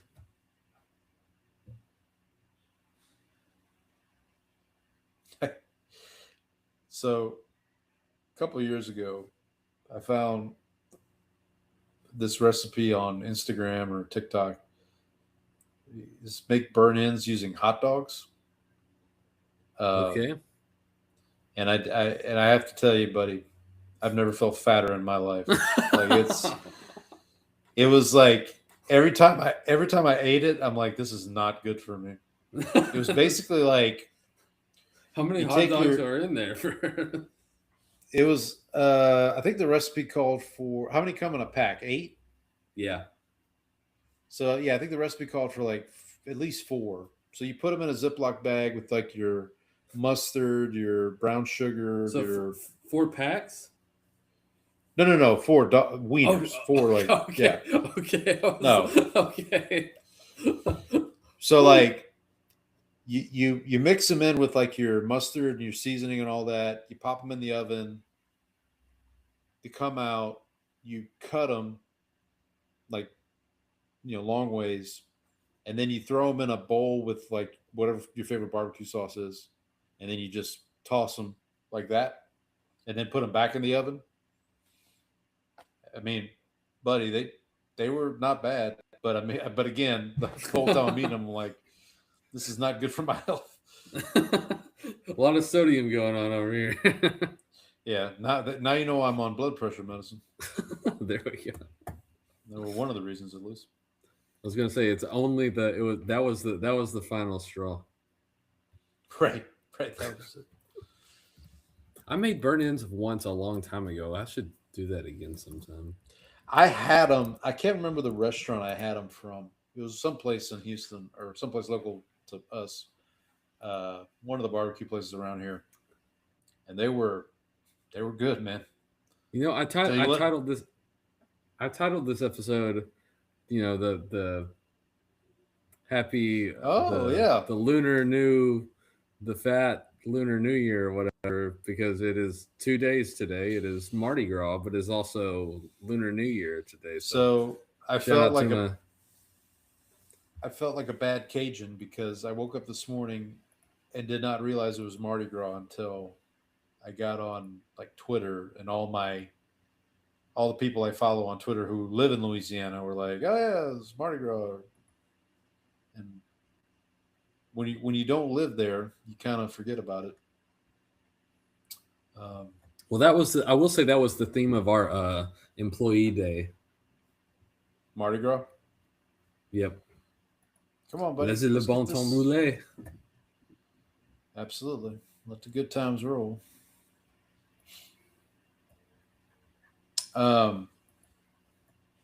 Yeah, so in high school I was in the marching band. In college I was in the marching band. Got to march a few Mardi Gras parades in Lafayette. Had a guy offer us beer as we marched through. Like kind of jokingly, like we were stopped because the float was stopped in front of us. And we had to stop for a little bit. This guy was like, "Hey, any of y'all want a beer?" It's like, sir, we are in high school. But yeah, sure, why not? Doink. All right, so right now, Italy would have 2 more points if it ended. They're 2 Yeah, up. and I don't understand what our strategy is here, the way that we're doing it right No, now. neither. Like I'm not quite. You got 4 stones left, and they have the hammer, so you kind of need to. Is that JD Vance? Is that one of the? Is our vice president one of the curlers in this?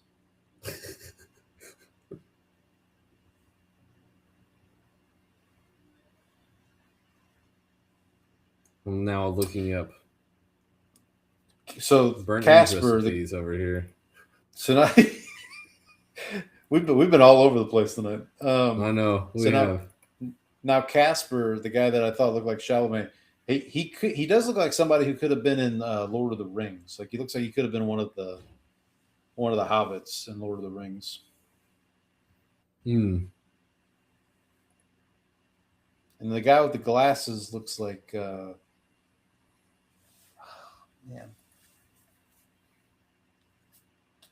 I don't know.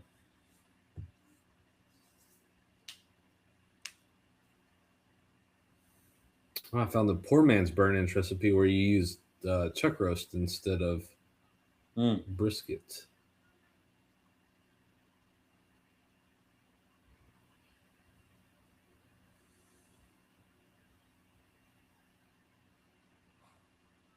If you go out for barbecue, what's your go-to meat of choice? Generally what I'll do is do like a little bit of brisket and a little bit of ribs. Okay. Do you do the What about you? moist brisket? The like Yes. Yeah.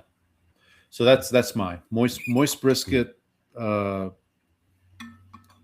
My go-to if I'm going to like Rudy's, which is the barbecue place around here, or there's a place called Red River Barbecue, which is not too far from my house. Is I'll get a spud with like the moist brisket on top. Chopped inside. That's a good one. Yeah. We're gonna need to. We need to get you out to. We need to get you out to Lockhart at some point. Okay. So they have, because I think you'll appreciate the food, but also that is where they filmed second and third season of The Leftovers. Oh, okay, yeah. So That was Miracle, Texas. Miracle, Texas. And so the restaurant that they mention on the show, Smitty's, is actually a restaurant in Lockhart, and it is called Smitty's. Oof. All right, so Italy, man, they just look in control here. Yeah, it's hard. It's hard when you don't have the hammer to like set up to. You check out the Italy shoes. They got the Italy flag colors. That's what I was talking. That's what I was talking about earlier. They look like Italy bowling shoes. Oh yeah. Okay. Almost look like tap dancing shoes. Maybe they could do a little Gregory Hines tap dancing number after they're done. A little Fred Astaire. Yeah.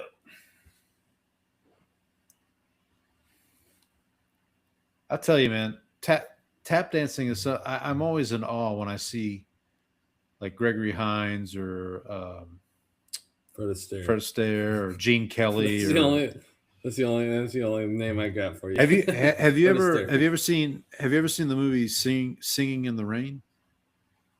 With I don't think I've ever sat and watched the whole thing like it's start to finish, but I've seen. I mean, I know the scene. I know the Singing in the Rain scene where he is, right. Singing in the rain. But that's not even. I mean, it is a very good scene. I won't say it's not, but like, there's a couple of tap dancing numbers in there where Gene Kelly's just going crazy. It's wonderful. It's really cool to see. All right, so 2 stones each left.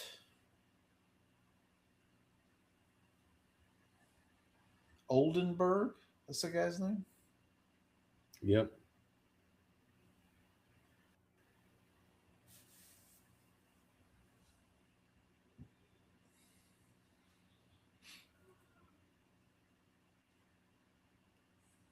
Has there been a movie about curling? This feels like this could be a good, like, Will Ferrell type comedy movie. Oh, that does seem like it would set up nicely for a.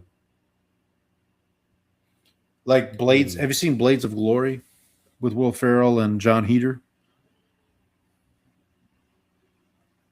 I think a long time ago. It's for those that may not know, it is this looks good. This looks good. Okay. Not great, not the best, but okay. But Will Ferrell, John Heder play 2 ice skating former ice skating champions who are forced to Is it Jenna Fisher in there too? Yes, I believe she is. Pam Beasley. Pam Beasley, I believe she is. But I remember going to see that movie with my friend in college, and there was one line in the movie where I thought he was going to have to leave the theater because he was laughing so hard. It's Will Ferrell has this hairbrush that he's talking about. Mm-hmm. And it's made of real whalebone. And he says to John Heder, no exaggeration, I couldn't love a human baby as much as I love this hairbrush. But it's Will Ferrell, so it's like this is Will Ferrell way, and it is hilarious. All right, so yeah, this is pretty much set up for Italy. I mean, what do you do here if you're the U.S.? Just knock it as close as you can and just hope Italy misses? That's all you can do, really, at this point. Yeah. Like, you can... Because right now, I mean, let's see. So they're just going to. Then, if you're Italy, you're just going to try to run it back and just knock one of them out. That's all you need. Yeah, that's all you got to do. Yeah.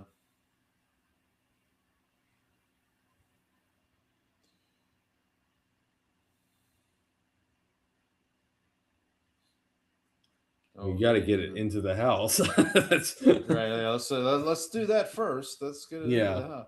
Well, okay. So in the bowling parlance here, they've given them kind of a 7-10 split thing. Right. So Italy has 2 moves here, and I think that either one works. Is you can try to knock out one of the stones, or you can just try to lay closer. Well, just knock out the one closest to the hole, and then you get the point. Yeah. Yeah, that's what they're going to do. Looks like that is the move that he has chosen to go with. And straight 4. Yep, there you go. Got it lined up. Game over. That's it. 8-5 will be the final here. Yeah, the U.S. could never recover from that 3-point swing. That 3-pointer. Yeah, that 3-pointer. Yeah. What's like the most points that you've seen? I'd imagine you can't get much more than 3, right? In one end. I've seen 4. So I think the general rule is 2 is good, 3 is great, 4 is like 4 and above is like that's like incredible, like may Right. end up winning you the match single handedly. Right. It's kind of like golf. Like if you can birdie a hole, that's good. If you eagle, that's good. But if you go anything past eagle, then it's well. Well, that was fun. That was fun It to watch was. a little curling. Hope you all enjoyed. Especially if you're listening to this later. Oh yeah, you're gonna that'll be a great listen. That'd be great. But yeah, no. If anybody's hearing this and is a curling, even if you're not an expert, you're just a fanatic of curling, please let us know. We would love to talk to you. Yeah, we'll have you on we'll have you on sometime. We'll have you on. Now, by this time next week, obviously the Olympics will be over. So we'll have a recap maybe of how the U.S. fared in total, not just in curling, but in other. How's the women's curling team doing? Are they doing any better? That I haven't checked. I haven't checked up on them in a little bit. I was kind of behind on the men's team too. Like I'd seen them a couple of their matches, but I'm not sure where they are in the standings at the moment. I'm pulling it up right now. So it looks like the women are playing Great Britain. Is that what you were saying earlier? Well, no, the men actually play Great Britain next. Like that's their next. Well, opponent. the women do as well, apparently. Okay. At 2:05 a.m. You want to wake up early and watch? There we go. watch some curling. Where is looking for? There we go.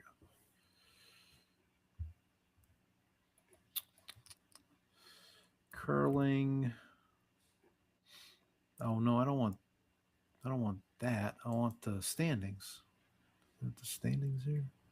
I've had trouble finding standings for like the round robin events like multiple times during this Olympics. Okay. This is on MSN.com. So hopefully this is so the USA apparently 5-2. Women's curling. They're one game behind Sweden, who's 6-1. Tied with Switzerland, who's also 5-2. South Korea 4-3. Canada 4-3. Denmark 3-4. Great Britain and China 2-4. Italy and Japan. Well, sorry, Italy 2-5.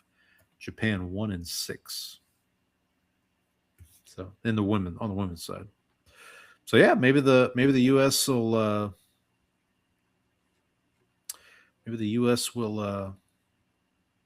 make it U.S. dominated Denmark 10-3. They face Great Britain tomorrow. So I'm guessing tomorrow is the last round. Nope, last round robin is Thursday. It looks like for the women. Okay, so they still got two more matches. Well, some of them do because I think USA has. Oh, some of them have. China and Great Britain have only played 6 so far. Yeah, I don't know what happened there. Did they forfeit a match or something?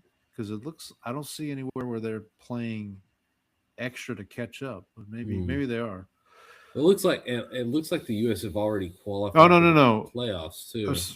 Sorry, so Great Britain is playing 2 games tomorrow. They're playing the USA and Japan. And then who is the other team that hasn't? There should be another team that had was it Sweden? Sweden's playing 2 tomorrow also. Oh, but Sweden's not playing on Thursday, so interesting scheduling how they did that. But yeah, so I'll try to check out the women's. I won't wake up at 2:00 in the morning, but I'll try to watch the replay tomorrow night. Yeah, there we go. Or maybe during the day. Maybe I can catch it on a replay during the day. But yeah, we'll have a recap of the Olympics. Get you ready for the scouting combine. Let's see, maybe try to get somebody on. Talk scouting combine next week. The underwear Olympics, as you there we go. But until then, happy curling, everybody. Chúc mừng năm mới.